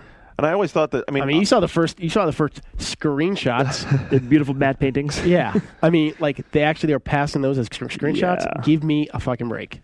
What else are the kids talking about there, man? Everybody's asking about Rock Band. I think which we kind of didn't talk about because we weren't really allowed to. Well, but now we can. You played now it. we can. You played it. I mean, I've seen people playing, and like I said, I don't play these games. Guitar Hero is screwed. Well, this is a big debate. Screwed. Wait a minute. Really? You don't play these games, and you're making that strong of a statement. Dude, I'm just saying the fact that you have the four, they have the microphone, you have the singing, you have the bass, you have the guitar, and you have the drums. I mean, for me, I will definitely try it for the drums. I can get behind the fact that it replicates the buttons at the top fret. Yeah, that's so that when you do the solos, you can do it up here. I like how well. they didn't compromise with any of the instruments. I mean, they're expensive, but they were like multifunctional. They're cool. That Strat looks awesome. Yeah, I mean, in the drums, the set I saw, they look like good. Like they don't look like Fisher Price put them together in 5 seconds. It's gonna fall after you tap it once. I think this has a chance to be game of the show actually. And but everybody online is like, who's gonna win, Guitar Hero or Rock Band? And I do think Guitar Hero 3 is going to win. I mean, it's coming out for PS2, it's coming out for Wii, it's coming out for DS.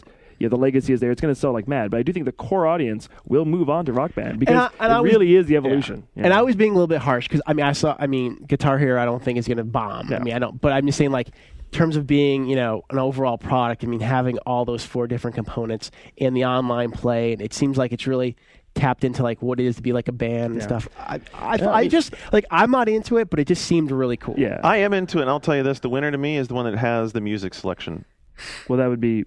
Rock Band. I mean, it has all. I know. Yeah, they keep saying like that it's gonna be like hundreds of songs. I think original artists too. I think you're gonna see. I think it's potential to eventually see some sort of tie-in with Urge. And it'll be very interesting to see how powerful the MTV brand is. Because that's why, right? Songs. I mean, look, MTV has already got this music service out there on the internet, and why would they not link this up to it?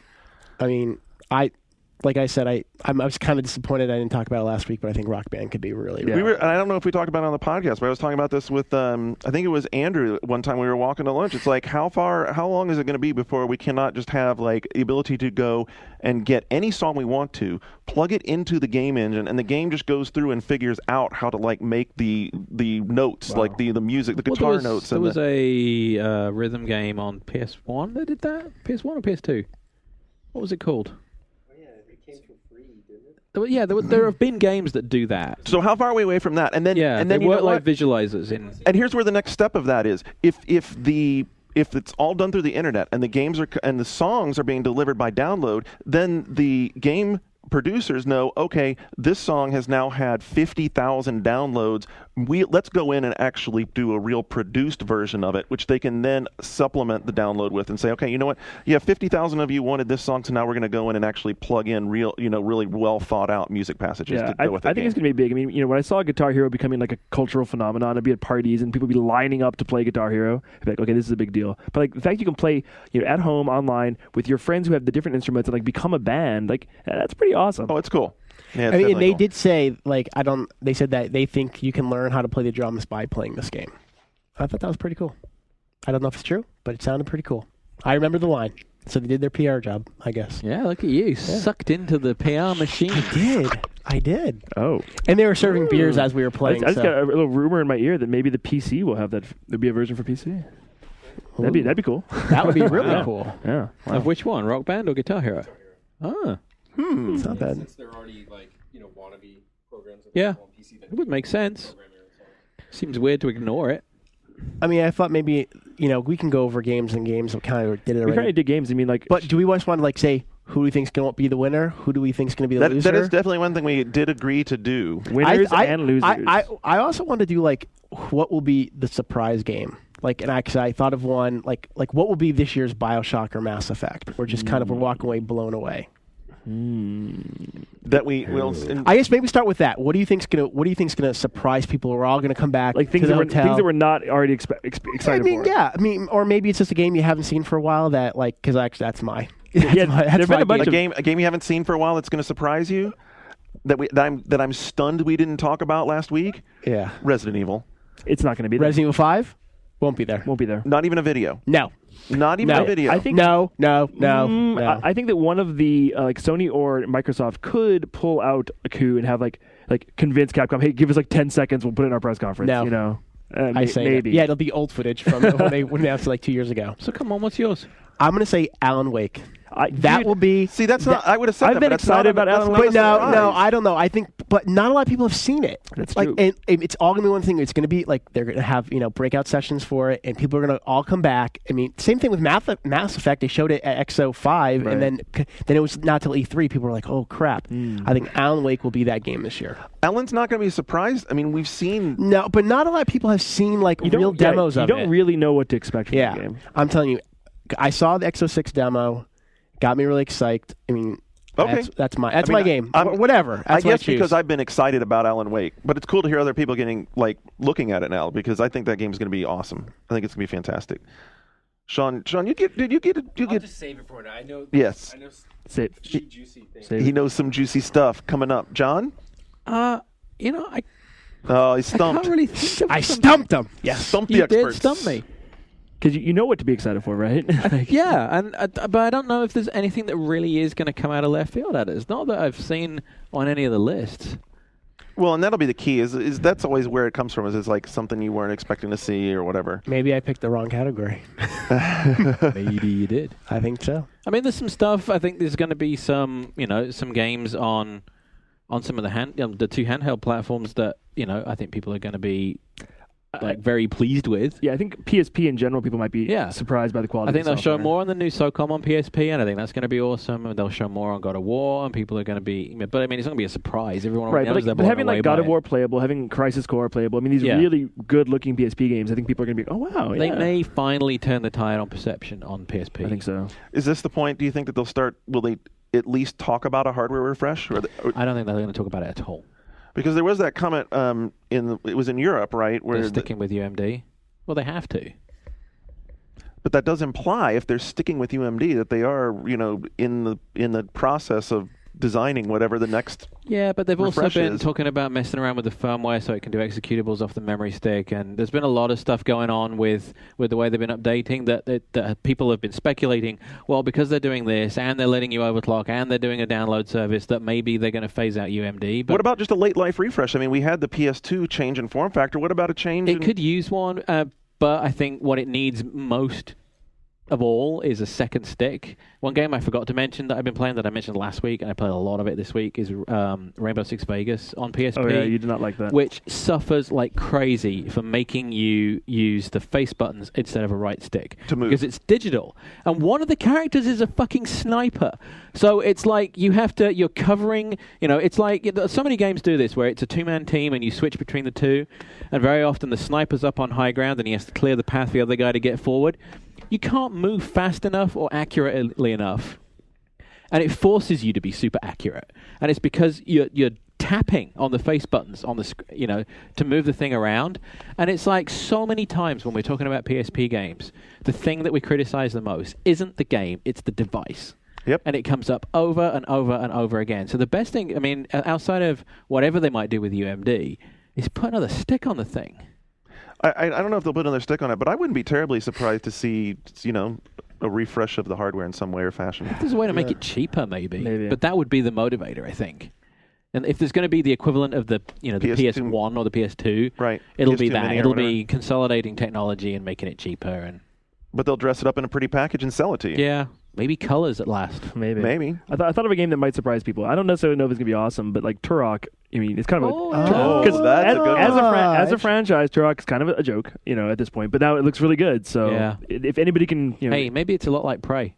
maybe. But yeah, it looks like they're doing it right. They actually might revive this franchise. It was once a John's next once a favorite proud game. franchise. Hey, if Turok, you have a girlfriend called Jenny, and He gets sucked into vaginas. He'll be all set. There. you get sucked into her vagina. So what do you think a surprise? Well, that's what he says praise about. What do you think a surprise hit might be?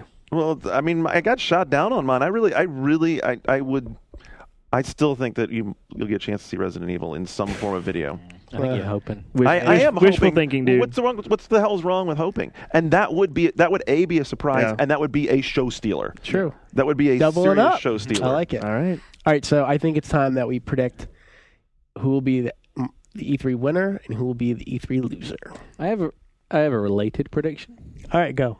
That is that hardcore Nintendo fans are going to feel left behind after the Nintendo press conference. I think so too. I mean, they've had such success with the casual game. Writing's on the wall. Touch generations. I think even the most stalwart, hardcore, believe anything that comes out of Reggie's mouth is going to come out of the, watching the live feed or whatever on that thing and going, but what about all the stuff I like? Yep. Because I think we're going to see more and more casual stuff and more of these, the non-games or whatever you want to call them, more brain training. But I don't think they'll completely forsake that No. base. I think what they'll do is they'll call their shots. They'll be very focused and specific about we're not going to do as many of those Nintendo file titles, but when we do, we're going to have the key mascots in the key franchises. The other thing I think that'll happen is that the stuff that they haven't shown or that they haven't revealed in these key franchises is going to be different takes on them. Like, for all we know, Mario Kart, they could be doing the, what EA Sports is doing with the dumbed down family stuff. Oh, let's hope not. With classic Nintendo That franchises. was bizarre. But it could happen because that's the direction they're taking everything. Right. And I think if they do go in that direction, that's what's going to make even the most forgiving Nintendo fan feel that, but wait, hang on. Sean's dying here. Dying to say, well, maybe they can hear me. So, no, we'll give you. let's Hold give on. you a mic. Here you go. I missed out on the whole Reggie thing. So, all right, I missed out on the whole Reggie thing. I won't go back there, but it was killing me because I got a long history with Reggie fans and Nintendo nods. But the thing here, I just disagree with you, John, is that I've never seen a disappointed Nintendo fan ever. And I'm thinking, like, when sociologists study cult members and stuff, they find that the less credible the cult leader and the cult itself becomes, the more committed to the cult the adherents become. No, like they will find, if you look at all the classic study, and I think that's what I've seen it every year, every E3, doesn't Dr. matter. Sean Elliott. Every year, like they'll truck out the dumbest shit. And oh, did you guys see Project Hammer? It's like, fuck Project Hammer, dude. Why are you trying to tell me that? You see that Project every Hammer year. was okay. It wasn't that bad. Project Hammer was just a guy spinning around with a hammer. Dude, there's That's all he did. That was the It saddest, was literally stupidest a shit. hammer. The shit. Even you were trying to apologize for Project Hammer. It wasn't that terrible. But Were you in one of those 15-page threads talking about how was that trucking game? Excite Truck? Excite Truck was ill. No, that wasn't me. Dude, but this game's so I do think you're LTTP, right. This game's so good. I do think you're right that like serious Nintendo fans, they can like make themselves believe anything. So if they come out there and like, here's old lady face training instead of Fire Emblem, they'll be like, oh, maybe my grandma And would it's like not this. just Nintendo fans. Of course, we do it everywhere. People can say, well, you're that way on PC. You could say that people are that way for Sony. You, Shane. You can No. say people are that way for Xbox. Luke is gone, but you can, But the thing is, the Nintendo ones are a special kind of fan. Right, I but mean, the just fact that pay attention to They have like a lot in and common you'll with see. Apple fans, actually. I got banned. Absolutely. I think the more that Steve Jobs could announce anything right now Yeah. on the tails of the iPhone, and people are like, yeah, that's exactly the kind of thing I've been looking for. I've been really looking for a toilet holder, and I need a music playing toilet roll dispenser because And once upon a time, it was the Sega fan, which is what's funny. It was that's like true. Yeah. 10 years ago or 8 years ago, Sega fan is now today's Nintendo fan, or it's like their little brother or something, and they pass the torch. Yeah, like but I bet Nintendo fans will play like the Sonic and Mario at the Olympics, which may be good. I mean, maybe it'll be good, but I'm a little doubtful myself because it's not really being made by Sega or Nintendo. Mm-hmm. But yeah, I bet when Nintendo was on top of the world in the talking the NES era, right.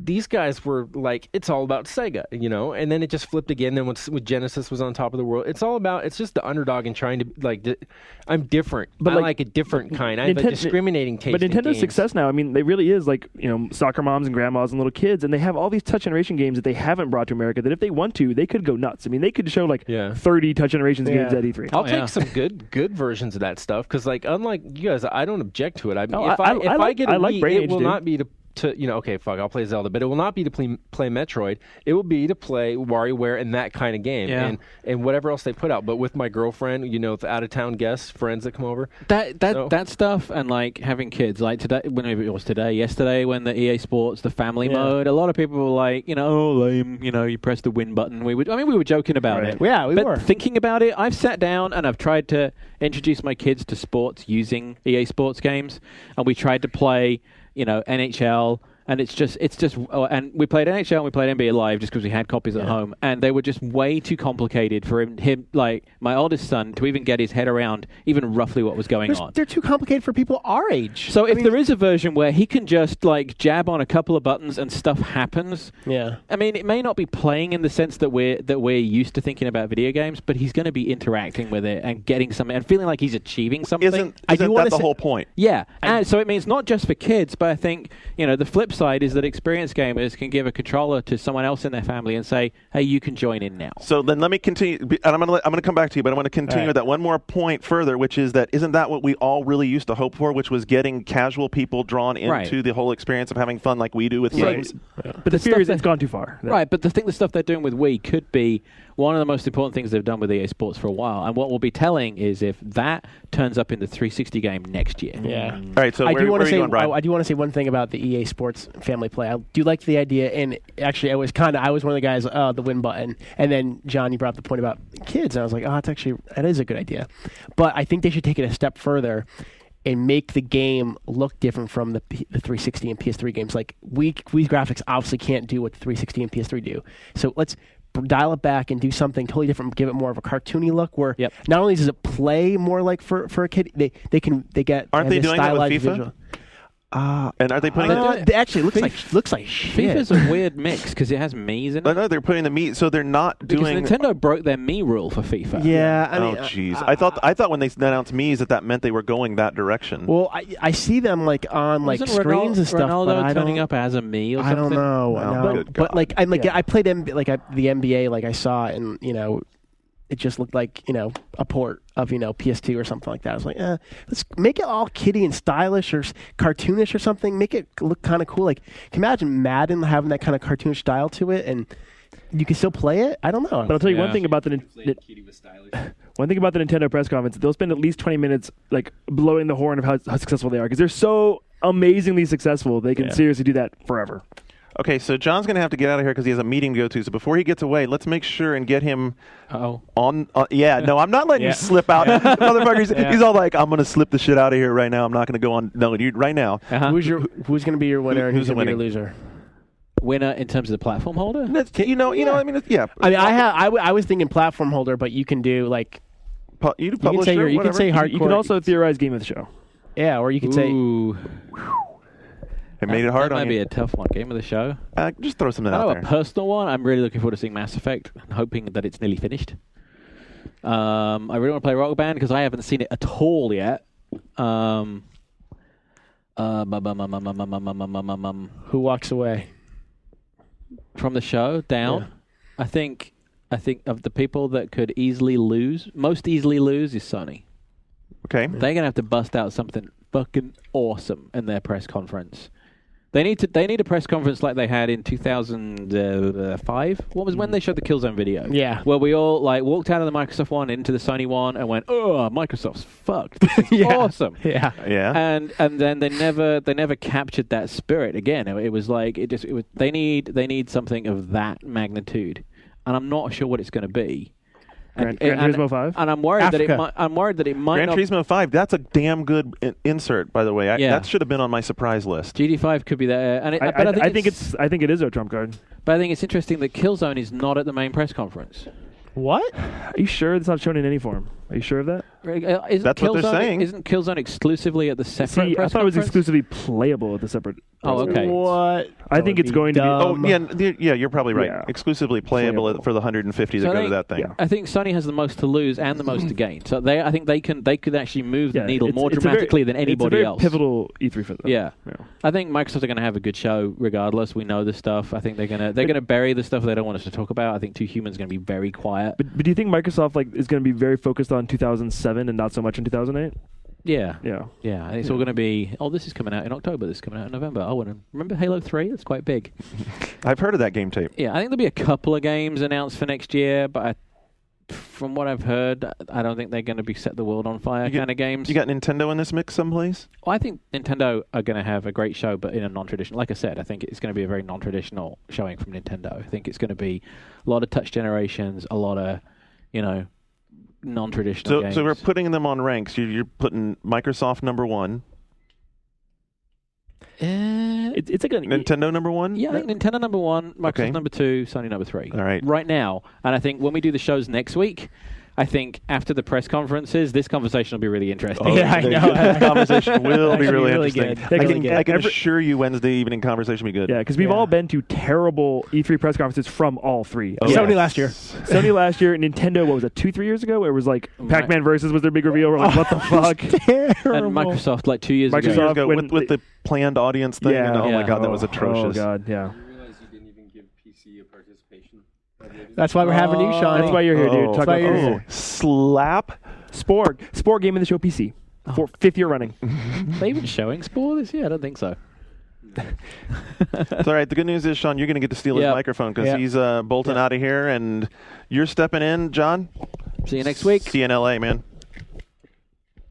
All right, so where do you want to go, Brian? Who do you want to get on the firing line next? Should we let Sean respond, or let's get Shane in there? Let's get Shane. I say Shawnee, then Shane. I mean, not the output. I say Shawnee, then Shane. All right. So actually, you know what? No. I think he's the most anticipated, so I think we should let him go last. Yeah, okay. Wants to hear Shane because it's not going to be Sony. It's not going to be a Sony game. It's a PC game, dude. I think. Oh dear. Yeah, I say let Shane go last. My number 1 anticipated. Yeah. Well, so same set of questions. Who's walking away from next week feeling like they won the show? Who are we saying won the show? Who walked away maybe on the other end and maybe a game of the show? This is like asking me to turn to the dark side because I have like this thing about it, just refusing to acknowledge it in the term in the conditions of it being a contest of any sort. And even I think there's it's fun to talk about, dude. Just listen to it. Whatever. But okay. Well, interesting stuff. I know DICE is working on a trio of games. A couple of these for PC. It's a matter of time before we hear about Battlefield 3 and so on and so forth. But the thing is we both work for magazines, and we understand that we would hear about these things in the context of cover, feature discussions in some way, shape, or form. And it's like I can honestly say there's not that much that we know about. Can't maybe Blizzard announce something? No, Blizzard's not going to announce like Diablo 3 at fucking E3. How about like they're going to have their own. I mean, they just filled a stadium in Korea for. Well, and they're having BlizzCon. Yeah, and they've got BlizzCon. Yeah, and that's the likely place for that too. And that's the interesting thing too. I was wondering with id, are they going to wait for QuakeCon to show Carmack's new game? I thought they said they were in fact going to show it in some form. Okay, that would be cool. I mean, who knows? It's always fun to see what he's he hasn't let us down visually. Remember when Doom 3 first appeared at E3? Yeah, amazing. Yeah, everyone was like, oh God. So I want to see some stuff in that direction. But honestly, I do fear it's going to be a lot of deja vu, and it just tends to be that way. E3 is like almost the same thing for us over and over again on the PC side. It's like Half-Life. Oh God, it's Half-Life again. Spore, as Shane was like appropriately making fun of. Does Valve have anything new for PC, like Left 4 Dead? Valve traditionally doesn't even care too much about trade shows. E3, but they've just got the thing that we've been hearing about, an episode that seems like it's taken a fucking eon now to come out. Episodic, not so much. But I can't wait for it. Of course, Team Fortress Portal and stuff. But TF2 should be bigger than this, though, shouldn't it? I mean, shouldn't TF2 get a bigger mention than TF and stuff? It totally should, but I mean, at this point, it's like it just sets in, like you just get apathetic. I have been hearing about Christmas is coming so long, and you go from the phase where you're kicking off the calendar to where you're just like, someone tell me when it's Christmas, I guess it's just that, I'm ready for the week after Christmas so I can play these damn games. What about Vista Gaming Push? People always make fun of me when I mispronounce. We'll see some surprises, I'm hoping, I mean, and that's interesting and a big ongoing thing, I mean, because Valve is definitely stepping up with Steam, I mean, to continue to make that. I mean, they know now, they're like, okay, Microsoft wants a piece of this pie. We're going to have to continue to compete with it. But, I mean, that's going to be one of the most interesting things. And you'll see over and over again, like when I talk to any developer, it's like, okay, what's your take on it? What's it going to take to push you over the edge? And I think we'll see some interesting announcements in that direction. So one of the people I'm actually talking about trying to get on the show next week is Savat. What do you think about Crysis? I can't believe we have. That'll be awesome to talk to him. It's been a while. I mean, here's going to be all these next-gen games on consoles. How much better is Crysis on DX10 going to look, and how much visual impression just alone is it going to make? It's going to look great. The thing is, what we're going to have to ask Savat when we speak with him is people have gotten to that point already where they're accepting, okay, this is the mind-blowing looking game, and that's starting to wear off, and everyone is now there's no way anything that looks this good is going to be a good game. And everyone, you're seeing that over and over places. And we'll have to, hopefully it's going to be hands-on, and hopefully what they have at the show is not going to be a vertical slice. It's not going to be something that's cobbled together to demonstrate the use of a few weapons. Like that last very artificial scenario. But it's going to be, hey, here's a full level. Play through this level as it occurs in the game. Gauge for yourself the flexibility of tactics, how wide open things are, how scripted, how rigid the scripting is, how, all these things. And then, if they're confident, do that, and that'll shut everyone the hell up. Going to work, not going to work. I really want that to be an awesome game because, that's my favorite genre, and I'm a sucker for just amazing looking games. So I'm hoping. I'm not going to lie to you. Are you a sucker for stunning visuals? I'll be the first to tell you that if it's basically just a rail ride and it's not working. But again, they've, at least with part of Far Cry for PC, which I have to specify because they didn't do the console stuff, they've already proven that they're not, at least, that they're capable of doing more than the traditional rail ride, hit the trigger, and so on. Is Crysis coming out this year?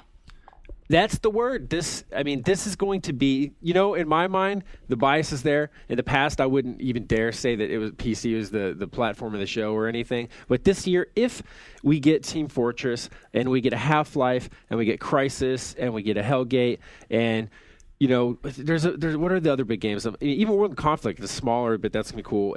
If what the hell happened to WebZen? If they put any fucking games out, that'll be cool. But I can't believe Huxley, dude. I can't believe that. As soon as you said them, how the hell did we not mention Huxley? And APB, how the hell other did we games that they were announcing. Even the other one, the action RPG. I already forget the name because it's been so long since I've seen anything of it.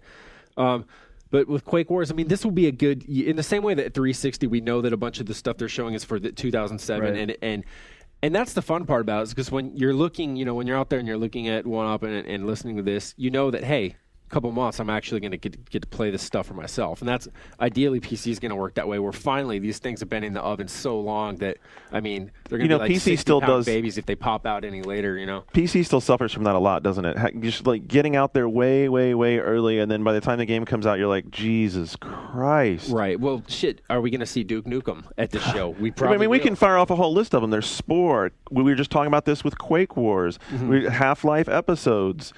World in Conflict. When you mentioned, Jesus, that game was supposed to be done like a year and a half ago. Hellgate, dude. Hellgate. Oh my God. It's interesting that with Infinity Ward, with Call of Duty Modern Warfare, did the exact opposite. All of a sudden, they sprang it on us and they're like, "Hey, check it out this fall." Yep. No, they managed that really well. Call of Duty 4 could run away with some accolades, I think. Yeah. Well, David Ellis back here. He's got the Call of Duty 4 playable question mark. No, I think it'll be playable. It'll definitely be playable. It guarantee will be playable. We've already. Yeah, I've seen 3 demos of them actually with the controller and play. I think there's something weird going on here. I definitely like Call of Duty, but for the same people that are always like, oh, they're just dropping the same thing. This basically looks. It's an Infinity Ward Call of Duty game, meaning 1 or 2. Yeah. And one console players didn't. Meaning it's a real Call of Duty. Yeah. But with the modern context, and then whatever ends up happening in single player, whatever ends up happening with some of the stuff that it's not a cutscene or anything, but just scripted sequences and things of that nature. I am dying to see that up close. But what's blowing you away, other than the fact that it looks good, the guns are loud and in your face? It's not World War II. It assaults your senses when you watch the demonstration. It's not World War II anymore. That helps. But does it? How like fucking modern combat games are new? Like this is brave new territory they're going into? It's not that Midway game you're playing. I think it is. Jane, you made me review a fucking 100 of them. I think part of it is that it isn't World War II. I've seen some demos of some other games, World War II, and I'm kind of tired of that. I call it the green field. Yeah, I bet if we looked, we would find that there. By a very slim margin, almost as many, provided we include PC2 as many. Yeah, but there's not as many quality modern day modern warfare shooters. Mm-hmm. You would say that. The majority have been World War II shooters. Am I wrong? You know this genre better than I do. No, I think there. On console, though, there was a 2 years ago. It was the summer of Vietnam. There were 5 Vietnam games I reviewed. I don't know. I'm just thinking of. It just seems like there's a lot of stuff. Even Battlefield Modern, what was it called? Modern Combat? Yeah. Is that the fucking name of it? What doesn't and impress you about Call of Duty? Close Combat, First to Fight, reviewed that. That was an Xbox game. Well, and so many of the Tom Clancy games are modern combat games. Yeah, every Tom Clancy game is basically, exactly, because in this you're fighting with a squad. So what doesn't impress you about Call of Duty right now? Because I mean, It's I not know that you've it seen doesn't demos of impress it. me, it's that it doesn't. I'm surprised by the extent to which people, and uniformly around this building, are saying like, "Oh God, Call of Duty." As soon as you mention it, they're like, Well, I think it has to do a lot with what you're saying. I mean, the graphics are pretty stunning. I mean, you sit there and you're like, oh shit. unfortunately, the level that they first demoed, the one in the nondescript generic Arab city, was hyper ultra linear, and it was. And it showed me that some of the things my pet peeves, they haven't addressed my pet peeves in the series, and that's, dude, this could have come from the very first Call of Duty game. There's an AA platform in the Baghdad-like city, behind a wall, and it's got a glowing C4 charge on it, and you go up to it and hold F to plant it. That's your mission. Not exactly new And as soon territory. as you see that, you know that there's going to be 2 other ones, Because there's always come in groups of 3. Yeah, and you're going to go through this level and do that. And, and I've consistently said, and I understand why they do that, it's because so any person that normally doesn't play these games but sees the demo like you, Brian, is like, whoa, that makes me want to play it. You get in, you know what to do. Yeah. But if you've got overkill like me, you're like, if they tell me, the guys tell me to destroy this thing, I know it. Give me some C4 or whatever, give me some explosives in my kit, let me pull it out and do it, rather than, because anytime you go and you give this, you insert this big arrow, which is what that is. Artificiality. Yeah, it too much. reminds you, I mean, it doesn't kill it, but it does remind you. It says, and that game goes to such great lengths and does such an excellent job of immersing you in the intensity of the experience. I think that's You're what like, does "My it head's for down," me. and that takes it all away. It's like, oh, I'm back in the game where I'm supposed to go up and press F on it. I'm not even at that point in my mind, I'm no longer even setting explosives. I'm pressing a button on a wall or something like that. So, hey, not the biggest gripes. I still love the series. But those things are the kind of things I'd like to see more of. Call of Duty 2, the last 4 levels where they get to the point where you're really able to go tackle the objectives in whatever order you want. I'd like to see more of that, and I suspect that it's going to be similar. The beginning a lot levels, of hand-holding at the beginning. hand-holding in the beginning. Later on, they're going to open it up and let you. Well, it's such a mass-market game, though. I mean, they almost have to, because on console, it's really popular. right. It's IW. It's going to be impressive. Yeah. No, they definitely do a good job, and I wish I could talk about the multiplayer. But you know what's an interesting thing you say about that? Like, I always, when you say, you don't play as many, maybe I was more impressed because I don't play as many shooters as you. I call it the Tony Hawk factor, where I haven't seen, if someone hasn't played Tony Hawk for, a couple of years, you see it and you're like, oh man, all this new shit, and the guy who's played every version since day one is it's the same they added that. I kind of feel like, it's something we don't really talk about much, is that there's that factor of when's the last time you played a Call of Duty or a Tony Hawk or a Madden. Yeah, it's especially good for. So maybe I am making a bigger deal of Call of Duty because has been a while since I really cared about Call of Duty. Mm-hmm. So I don't know. Maybe that has to do with the like a change played-in conditioning sort of. Yeah. Right? Yeah. You've done it. You've done it. You've done it. You've done it. Yeah. Yeah, it's a lot of times I'll actually, depending on the series, I'll be that one where maybe it was 2 or 3 iterations since I played it, and I'll pick something up and I'll really enjoy it. But I know other people are like, well, that's not the best. But it's like, hey, because I was away from this long enough. But I mean, so it would be definitely a different experience and a different review. Okay, so and that's another thing is would you rather have a 3-person review and have them all be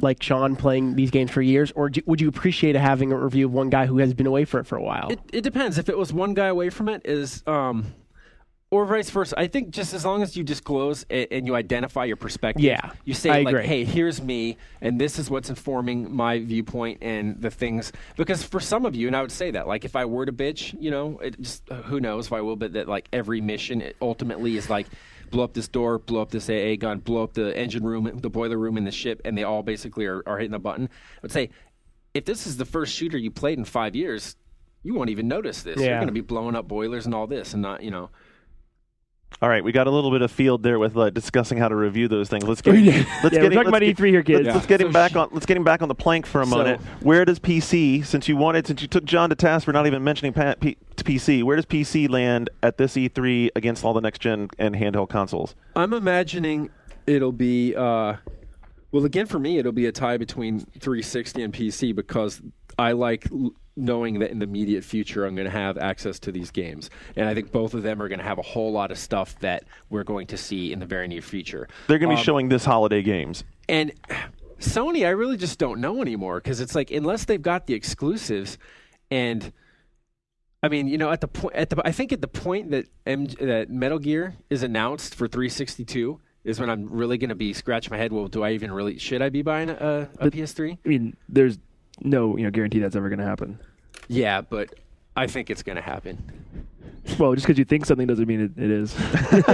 Well, I think it could happen, but I don't think it will happen for quite some time. Yeah, I just think the way that the market is right now, they want you making a game that takes that long to make. You want people to play it, And Kojima had that guarantee on PS2 every time. And depending on if over the next year, if they sell enough PS3s to convince them that, hey, it's fine, or if they give them, if Sony gives them a big enough cut to make them feel happy with that decision, I don't know. But that would be the one that could surprise me the most too, because I'm expecting the least from them. Then they could end up being the ones that blow me away. I know looking at that system, playing Lair, can't say much about it, but the graphics at least impress me. I'm finally getting to the point where I'm like, okay, that's really, really nice. That actually does look, considerably better than. And sharper than what I'm used to. Need some art. Sorry, I had but just just something with the in my potential. throat. So something could come. Anything could happen there. I don't even know. I mean, I want one. Just put one on the fucking shelf. Why am I caring about E3 and I can't even get your damn system? Wow, It is still a deal. I've been wanting one from the day it came out, but I just have this thing where I think that waiting in lines is for. When you're waiting for bread or food stamps or something, not to get a video game when a company's trying to sell you it, Oh, just watch and wait till it's, you'll see a spot that has it online. You can order it online. All right, which one of us is walking the plank next? I'll go next. I'll go straight to the point. I think Microsoft's is number one because they proved it's like coming out this year. They have a bunch of stuff, and we do know that 2008 they do have some things in line. They do have Alan Wake, the Marvel MMO. I mean, do you think that's ready to be shown at all? Marvel game? I don't know. Maybe it'll be teased. Maybe, but I think it's got Salad 2007. I mean, Gears 2 is going to be next year. I mean, they have a good 2008. But so what is 2007? What do you really think is coming out in 2007? Halo, PGR4. I think Mass Effect will show up in November. Like November, December? Really? What if it isn't? Maybe January's a better idea, maybe. I think November. I think roughly 2 months away from Halo, they'll be okay. PGR, Halo. Too human? That's next year. It's next year. It's not going to be at E3. Trailer. New engine announced at E3. They have some good exclusives. They're going to have the GTA content. And we were debating this earlier. I really think they are going to show the GTA 4 downloadable content at Microsoft. They will really. I do. They will They will not show it. They will talk about it. They'll tattoo it on Peter Moore's ass that they have it, but they will not show it. Rockstar says no. You spend $50 million, you show that shit. No, they're not calling the shots. Rockstar is. You think Microsoft calls the shots on GTA? Crazy. I think this is tough between 2 and 3. I'm saying Sony because they have a lot of things I want to play, and then I will go. I'll go Wii third because there's only 3 games I want to play on the system right now: Metroid, Mario, Super Smash Brothers. I still don't believe in any of their third parties. I don't believe the support's there yet. I want to see it before I call them up. So, as much as I love my Nintendo player, that's about as much as I'll say. Yeah, I think, like I said, I don't know, just those 3 games. I don't know anything else. So maybe I will change my mind. But as of right now, third place at E3. They'll still kill it. All you want is the same old. I maybe am one of those guys who just wants some of the old stuff. I want a Mario Kart. I want Animal Crossing. The same old games. I do, but I also want like a Miyamoto to create something new. But I mean, from everything I hear, I'm not hearing it's coming. I don't know. What do you think, Garnet? So actually, I was thinking about this last night, and my answer was a cop out. So I'm not going to take the cop out, but I'll tell you what the cop-out answer was first, which is that all 3 of them, to their fan bases, are going to hit because all 3 of them have done a good job now at establishing what they're about and getting that message out there and positioning themselves properly. Nintendo has made new gen totally work for them. They're out of the console race. They're in their own sphere of doing their own thing, marketing to their own people. Sony has definitely won the we're going to be around for forever. Our technology isn't even going to be is so far ahead of cutting edge that it's going to be cutting edge in 2 or 3 years. And Microsoft is definitely playing we have the games now and they're on the table and you're going to be playing them this fall in your house. All that having been said, I am going to step out on a limb and shock everybody by saying that number 1 is going to be Sony. Ooh. And let me tell you why it's going to be Wow. Sony. Sony, number one, they're going to show you some games that are going to blow you away.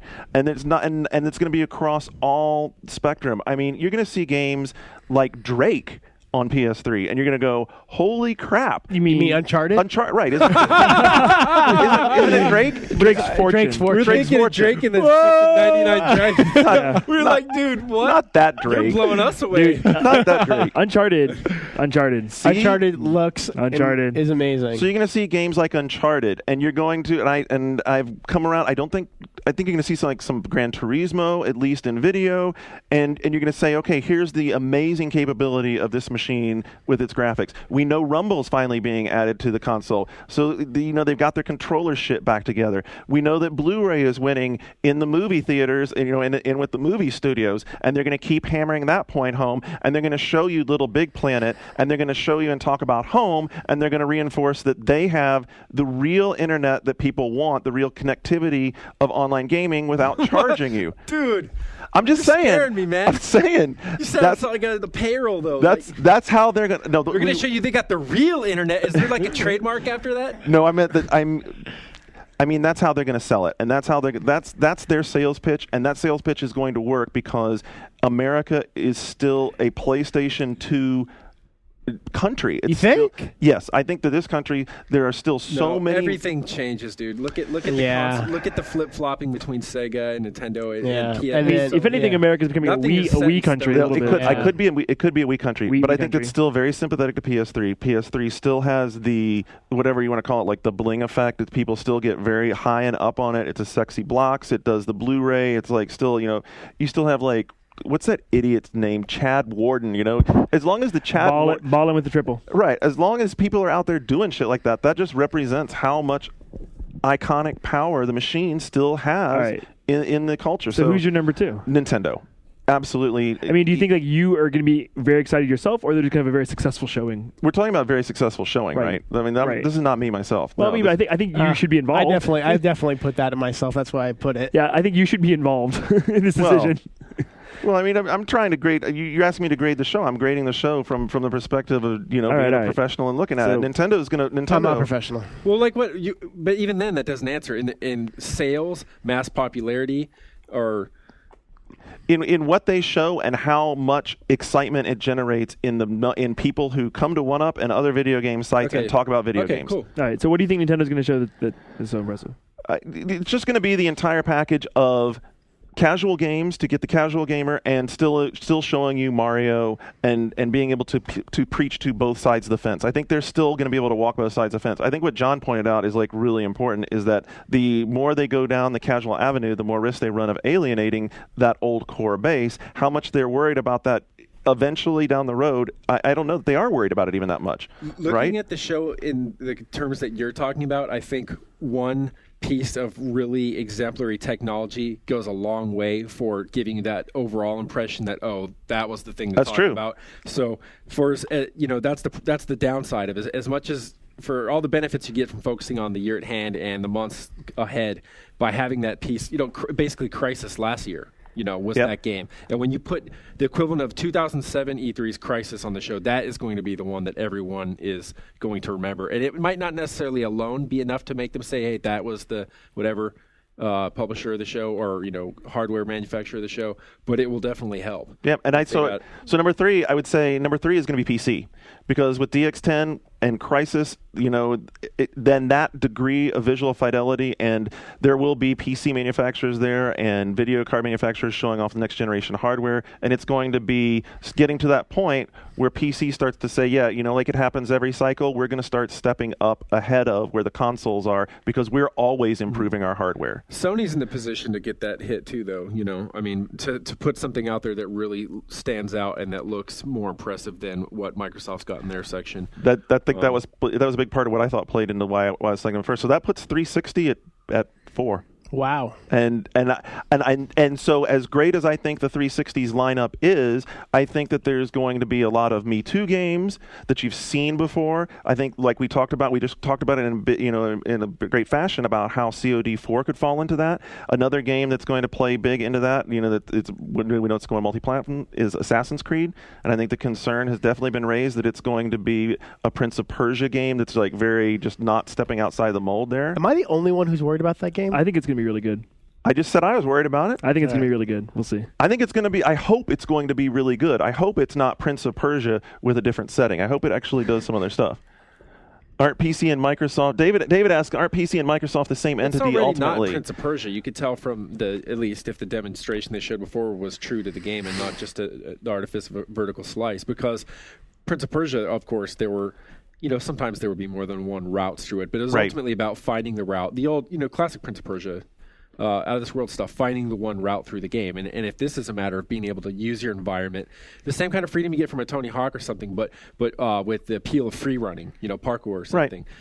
That could just really work. I mean, anything as, half the fun in Crackdown was just jumping across the city and feeling. But if you scale it down and you're running from people, and if they pull off all those things, where shitheads are chasing you, but you convince some old beggar in the street to be on your side and he sticks his foot out and trips someone. If that stuff works and you're actually able to rely on it, that sounds like a pretty fun game. I have to worry, though, that Ubisoft is being derivative of themselves and putting the same crowd technology that Assassin's Creed had in the new Splinter Cell. It's like you're taking one of the coolest features from your new IP and putting it in a successful IP. Yeah. So don't get me wrong. I think I really hope Assassin's Creed is as cool as I want it to be. Last time I saw it, I just had that flash, They could go anywhere with the concept, and it's like the other part of me wants to support it for the fact that you have a game with I'm not going to call but you have a game that's outside in its setting and in its narrative outside of the confines of normal. When we're talking about Modern Combat or World War II games and stuff, or Dragons and things like this.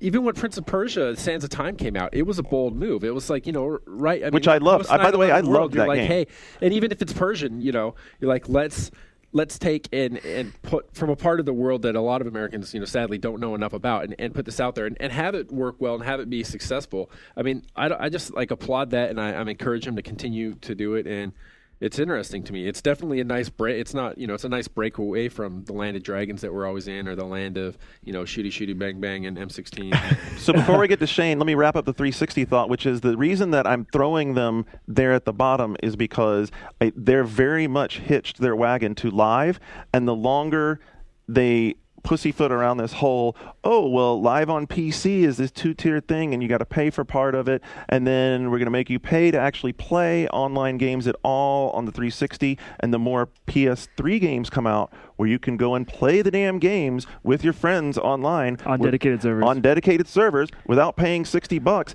that advantage gets eroded. They need to deal with it. Yeah, but they don't have to touch it till Sony gets their act together, and I haven't. But that act is coming together. I think that act is coming together. I think when you see games like Warhawk that reach right into that community online gameplay element, and it's free to play as long as I want to, as many months after I buy the game, that is a serious. Possibly, I'm saying Microsoft right now doesn't have to touch that at all. Maybe not from a console perspective, but from a PC perspective. I think from the PC perspective, I don't understand what. And that's what keeps fucking them, is they have that same problem ongoing at the same time, and now they're allowing. So if you have Silver, you can play online, but you get retarded. Like, I can only do. It's funny part you say of this Silver online because it's actually like if you look at lights in here keep going off and on. So if you look at on console, you've got Microsoft's established that it's got a quality service, and a lot of us think back to PS2 online, and you're like.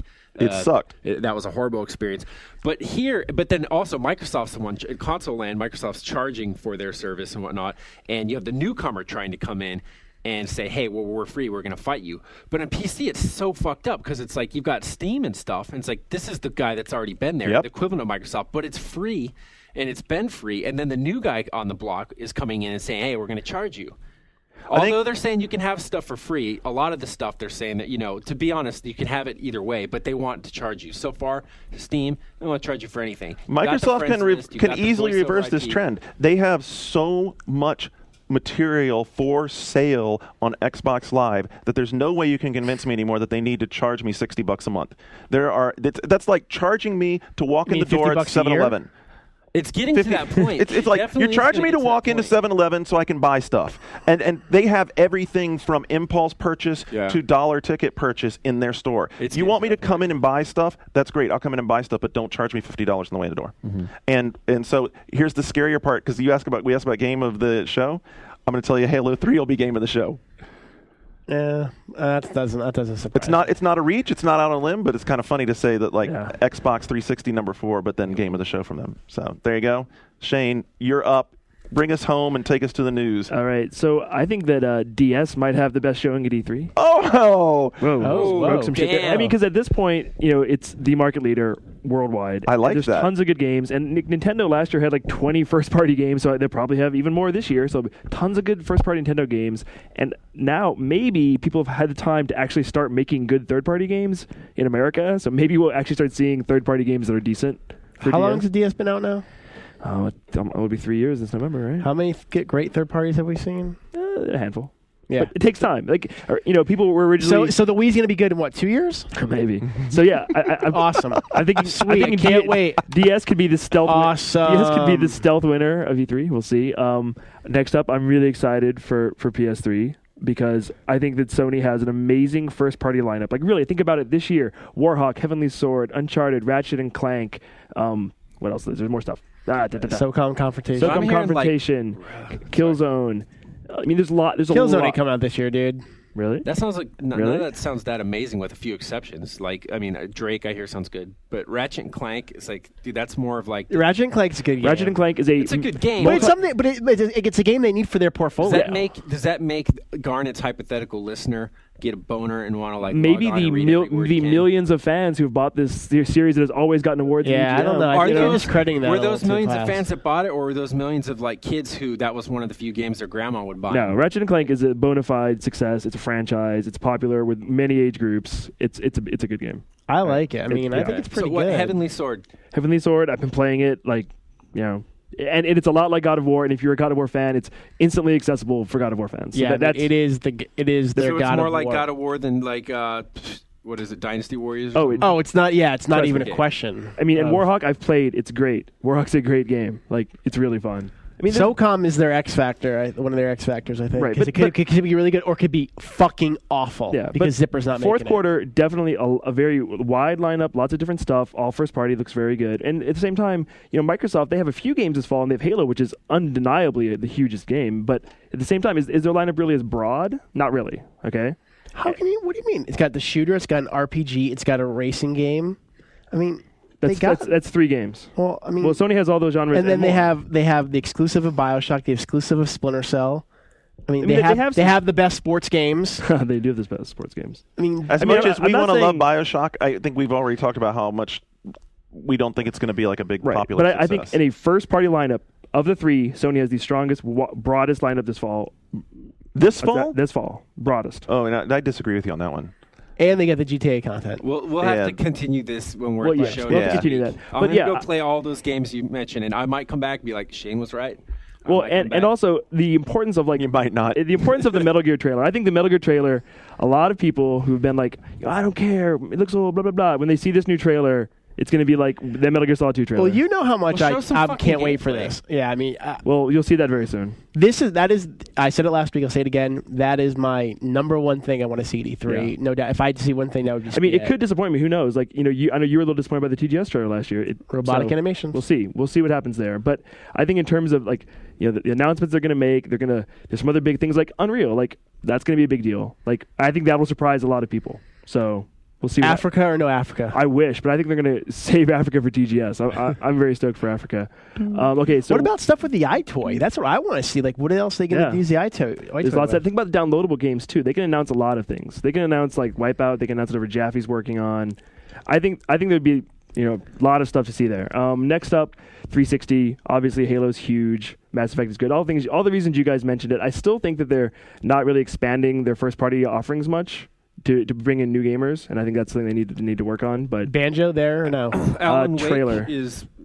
Yeah, Alan Wake. I mean, that's if you're survival. going to talk about Ratchet and Clank, I mean, you got to throw Alan Wake in there. Those aren't really comparable in any way. I mean, I love Alan Wake. But you're talking about expanding- portfolio, yeah, though. expanding If you're comparing it, one yeah. portfolio to the other, it needs to be part of that, you know. Right. All right. I Moving know on. Ratchet and Clank's not a fucking same kind of game as Alan Wake. Well, maybe they're more similar. We'll see. What's next? PSP, I think, is going to have a really good show, as I mentioned in the same reasons before. You know, like a lot of games that finally look really good, like Crisis Core and God of War. The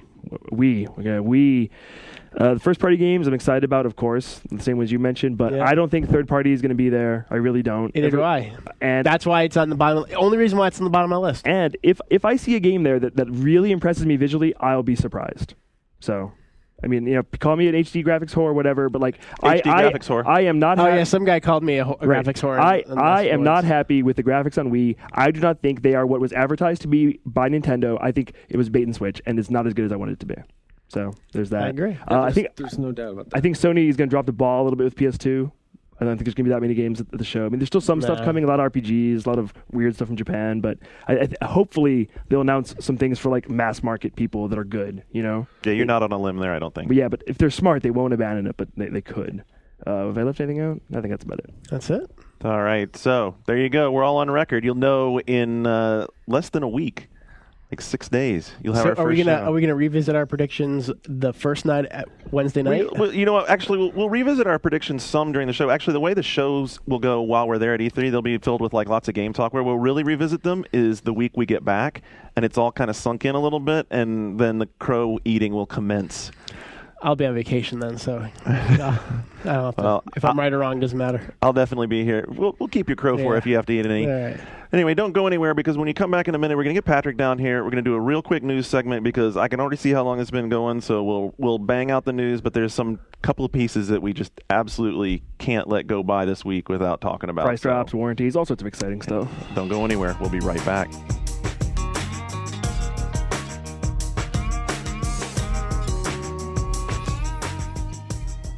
This One Up podcast is brought to you by Windows Media Center.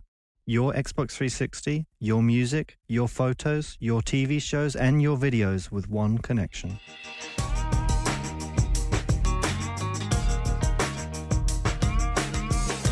And when the news has gotten to be as big as it was this week, even the week before E3, we really couldn't skip it despite that this has gone on a while. So we'll get right to the high points and give you the big stuff and let us argue about it for a little bit. Hit it, Mr. Patrick Klepek.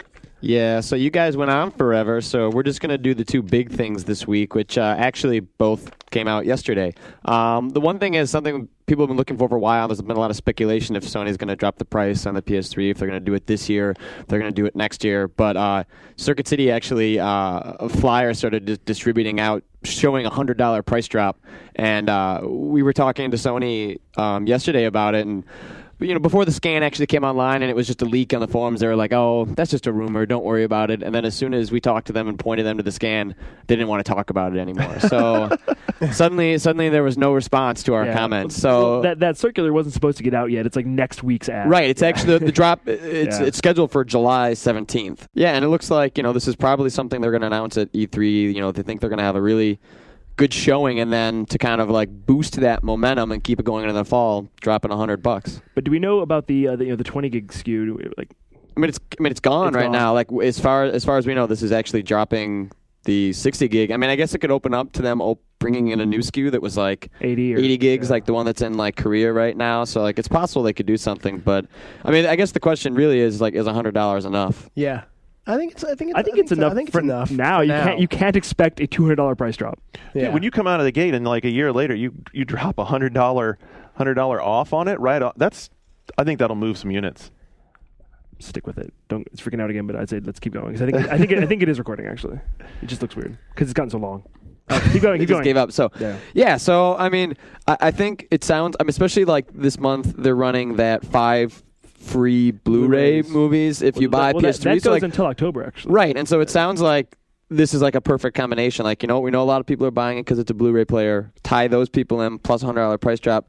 And then you start doing some, like, maybe we're supposed to see a Heavenly Sword demo probably next week, timed in with E3. So it sounds like they're going in the right direction with it. And it'll be interesting to finally see the MPD numbers once once E3's over, and if they do some sort of E3 bonanza, and if it reflects it at all. So the price drop happens supposedly July 17th, which is not next week, but the week after. I think that's smart. I mean, I think if they waited till September, October, they would have been screwed. Yeah. They had to get it going now, get people to get it in their house before September, before they start buying all the holiday games.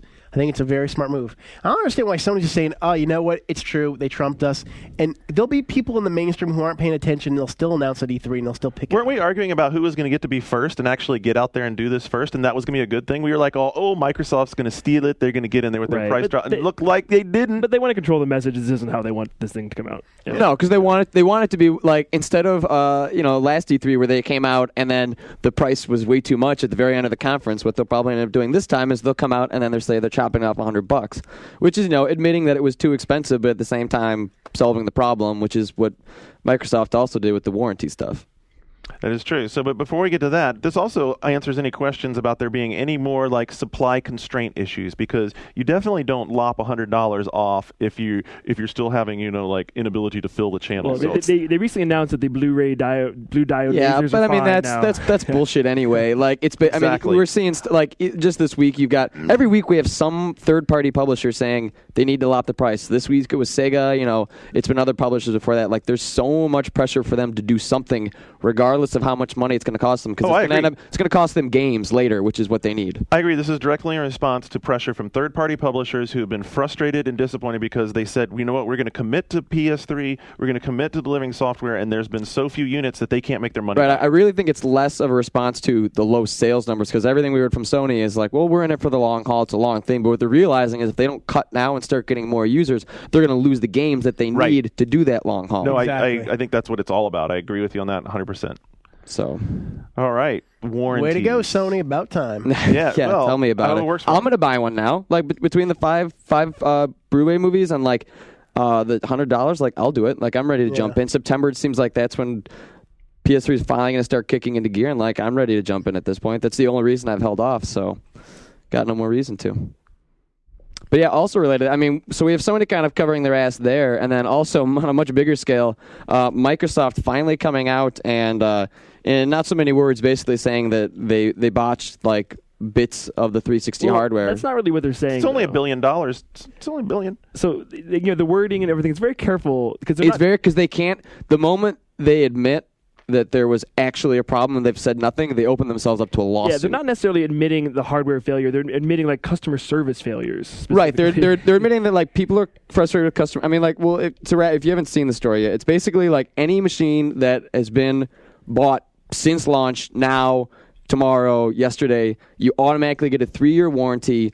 But it's weird because the wording is very specific in that, like, all right, last week my Xbox 360 is getting the dirty disc errors where it'll play some games, some DVDs, but it won't play others. But you're not getting the red. That's not covered. The red ring of death. I'm not getting the red ring of death, but you usually do get that eventually after the disk drive craps out enough. But as of today, even with this 3-year warranty, I am not covered under that. I mean, I talked to Peter Moore yesterday, and I asked him that. I was like, I'm getting this scratch, these dirty disc errors. I'm like, but eventually it probably leads to a ring, but I don't get covered. This doesn't help me. And he's like, no, this is only if you're seeing the 3 rings. Otherwise, it's not covered.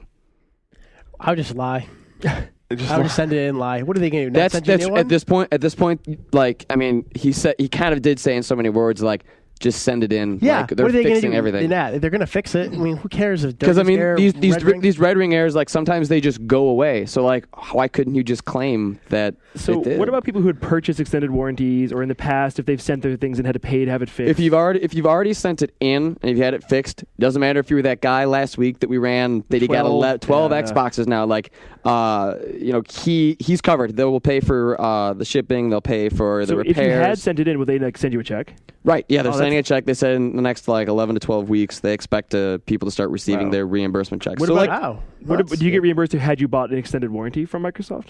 Well, see, that's what was less clear, because when I talked to Peter, I was like, if you bought an extended warranty, what is the situation? And he didn't see. It seems like as much as they were telling us this is not a recent thing, like, it sounds like this has been hobbled together very quickly to get it out now. Well, one has to wonder what precipitated this, very charitable gesture from Microsoft that's costing them $1.15 billion this quarter And the really bad PR they were getting in Europe with all the problems. One has to wonder. Well, I said I was like, in the last month or two, like the chatter has gone like extra, like it's shot up. Like there's a lot going on. Like even if it's just coincidence, like it's suddenly in the last month or so they're getting a ton of bad press about this. So I mean they really played off like, well, we couldn't have just thought of this and put it into play, but like it sounds like they've had this on the back burner for a long time, and as soon as it was really needed, they had to kick it in. So I mean, conspiracy theorists out there, like, is this just something to, make the brand appeal more to people and like get the negative connotation out there, or was there a pending class action lawsuit that was about to occur that if that had gone through,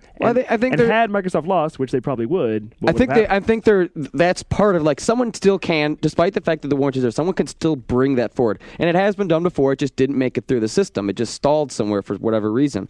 But someone could still bring a class action lawsuit, and what this does is gives Microsoft an event, say, we understand there is an issue, which is how they word things, very proactive. but we've been proactive about it. We're helping people. It's free. Why are we even looking for a negative spin on the fact that these dudes are stepping up to the plate like in a huge dollar amount way to fix that's something why, that's like, screwed up? Because it took this long to happen. It took this long, and I'm still not covered. That disk drive is not my fault. Also, I mean, it's a nice Band-Aid, but is it really fixing the cause? I mean, are they fixing the hardware? That's the question. Like, Microsoft, Peter Moore had like an open letter that he put on Xbox.com, and like his wording is very specific in saying that they have fixed the issues, and I asked. Doesn't it say? So as I say, you said it was all customer service. Didn't their missive say? Yeah, the message it says Microsoft has made improvements to the consoles and enhancing its Xbox 360 warranty policy for existing and new customers. But didn't it say that they had found and isolated problems from? They said there are specific errors, but they won't talk about them because it's too complex for you to explain, which is bullshit. And it's brace is pretty hard to explain. It's because it's heating up, and that's why there's a new heatsink. And the glue wasn't there before, but it's there in the Elite because they were too cheap to do it to begin with because they were trying to cut costs and launch, which makes sense. But they won't really come clean about it. And when I tried to ask Peter about it, he just claimed he wasn't a technical guy. So how could he possibly explain? Well, maybe he can get you a technical guy. Well, that's what I said. That's what I sent PR back immediately afterwards, and that's what we're going to look into. Is if he can't talk about it, give me someone who can. You know what? I fully sympathize with the frustration of people who've been through the red rings. My stepdad has been through the red rings. I happen to have been lucky and not, but obviously, my debug died. We've seen it. I have at the same 4 time, debugs that died. 4 debugs. For a major corporation to not draw the thing out in the legal system and to just step up and take the fuck care of it is awesome. Well, come on. It is. It's. I don't think anyone would ever say it's a bad thing. It's just it shouldn't have happened like this. It should not. No argument. I asked Peter, I said, the cynical response to this is, does this insinuate that Microsoft expects systems to fail, so they're just covering themselves ahead of time? So if you buy one today, they know it's going to fail, but they're covered. You're going to get it fixed for free. That still means you're out without your system for a month or two. And he said, it sucks. He says, I mean, you have to cover yourself. We're not expecting things to fail, but again, from a financial point of view, you have to look at the scenarios and to say we need to make sure we're taking care of customers should things happen. And that has a cost to it. And that's exactly what he's saying, is like if there was a lawsuit, if there actually was a proven systematic error, they're not going to own up to it, because why would they own up to a systematic error that's going to cause them money before someone makes them prove it? I mean, like this is positive. It's a positive solution. It makes them seem like good guys, whereas the other potential things were very negative and very damaging to the brand, really. So there are plenty of corporations that would have looked at this the exact opposite way, and especially of the size of Microsoft, and said, you know what, let them bring a class action because we will bury it and we will take it out for 1,000,000 years, and by the time it's said and done, you won't even give a damn. Well, the problem with this is that Microsoft is so everything is so community focused these days that they can't lose that gamer mindshare, or else like earning that back is going to be like a total pain in the ass. They just won't be able to do it. I guess the only thing I'm saying is I'm not surprised, but I'm going to argue against the people who are trying to look at negative sides of this and just taking it as a positive. To me, it's a positive. They're spending a lot of money. They're doing the right thing. It took them too long to get there. They should never have had a product come to market that wasn't ready, obviously, or had... I think the negative you can take out of this is from Microsoft. I mean, this is a negative thing. They're losing $1.15 billion. That's fine. When I left to come down and record this, on the front page of Yahoo was like, Microsoft to lose $1 billion on a console that's not reliable. So all those problems that they had were bad things, but this step is a positive step to fix it. Well, I mean, obviously, I think they saw like this is probably the cheapest way to get out of this problem. I think pretty much because if it can't save the brand. I mean, to make people think, oh, they're a good company. It's the smartest way to get out of it too. It is the right way to get out of it, and they should. And you know what? The bad part is they should have already done this. Right. They should have already been on top of this, and they should be proactively seeking out. If they whatever their problem is, they should be proactively seeking out people who have consoles already and getting them whatever the repair kit is, or having them repaired for them, or putting new heat sinks on them, or fixing the cooling, or whatever needs to be done. They should be out there aggressively taking care of that. But I think it's what Patrick said. They've had this in the cooker for a while, and they were just waiting till the last thing. Like, right. All right, okay, is it okay? Oh, it's going to happen. We got to get this in motion now. I wonder behind the scenes. That's why it's like it's been there. It's been there since day one. It's not like, I mean, Peter Moore is saying like, well, it takes time to like collect data. Like, no, it doesn't. You made this machine. Like, you might not have put the right glue in there, right? Like, or whatever, no glue or like, whatever it is. Yeah, well, no, like it's like the stuff that cools down around like the GPU, like that heats up, melts, and then that's why people have to put fucking towels on their Xbox to get it to work again. Like, that is ridiculous, and to like insinuate like they didn't. Maybe they didn't understand it would be as bad. It is a complex machine, but like the fact that like Sony's came out a year later, and I don't know anyone that has a broken PS3 other than an isolated incident. Oh, I don't know. Not many people buy them. So.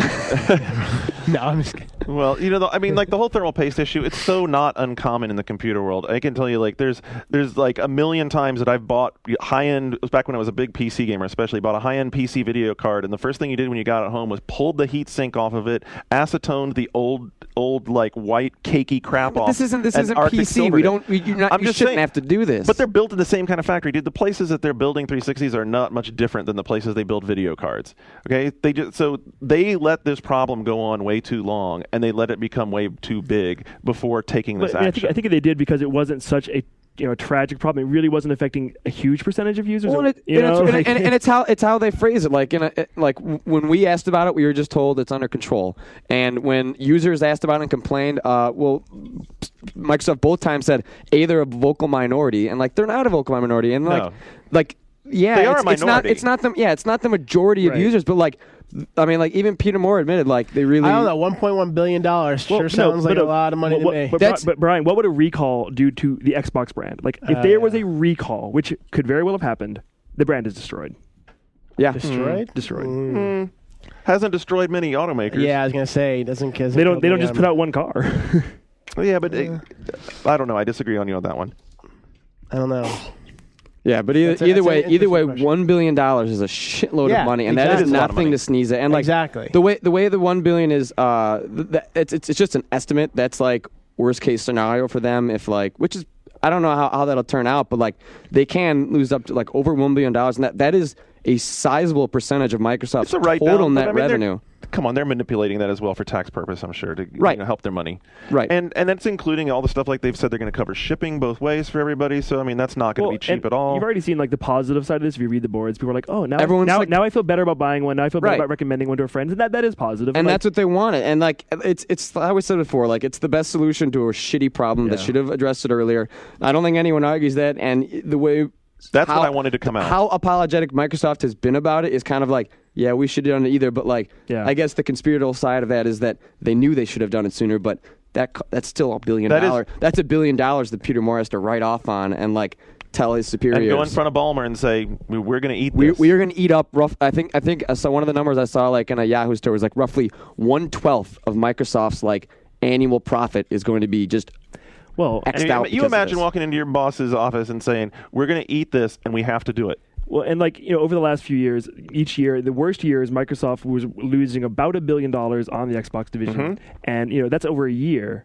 And this all in one. This fiscal year, like they've been claiming that they're going to finally achieve profitability in the gaming division. And I asked Peter, I was like, is that even like feasible now? He's like, yes. Like I think the way they've done the math and like how they've done it, they're still going to be able to spin it that the gaming division is going to be profitable. I don't know how this factors into it. I don't know how you can be profitable when you're writing off $1 billion. Halo 3 will definitely be a profitable quarter. But Halo 2 was their only profitable quarter for the division. And Halo 3 will help them recoup a tremendous amount of this. So But, there you go. Yeah, I understand why they announced it now and not at E3. It's funny. N-Guy, Kroll, friend of the show, Right. this morning on I'm sure he'll be on next week. I'm sure we'll see him this next week. morning on his blog, he talked about how, like, traditionally if someone has, like, neutral or bad news, you don't announce it at E3. You announce it the week before E3. Because then everyone forgets it once you make all the big announcements. Exactly. You give them enough candy Good afterwards, and they forget the whole thing. That's a great observation. Yeah. All right, that's it. When you hear us next, it will be from the fabulous Doubletree in Santa Monica, California. Cry for us. Now the stalkers know where to find us. I was going to say. Well, Thanks. Yeah. yeah, don't come. You don't really want to be in Santa Monica. It's an ugly place. No, I it's a don't know. beautiful beach. There's a Ferris wheel. Anyway, that's where we'll be. Hit us up at boards.oneup.com. You'll be able to tell us what you want us to look out for, give any reports on, and we will do our best to have some guests with us as well. Until next week, we are out.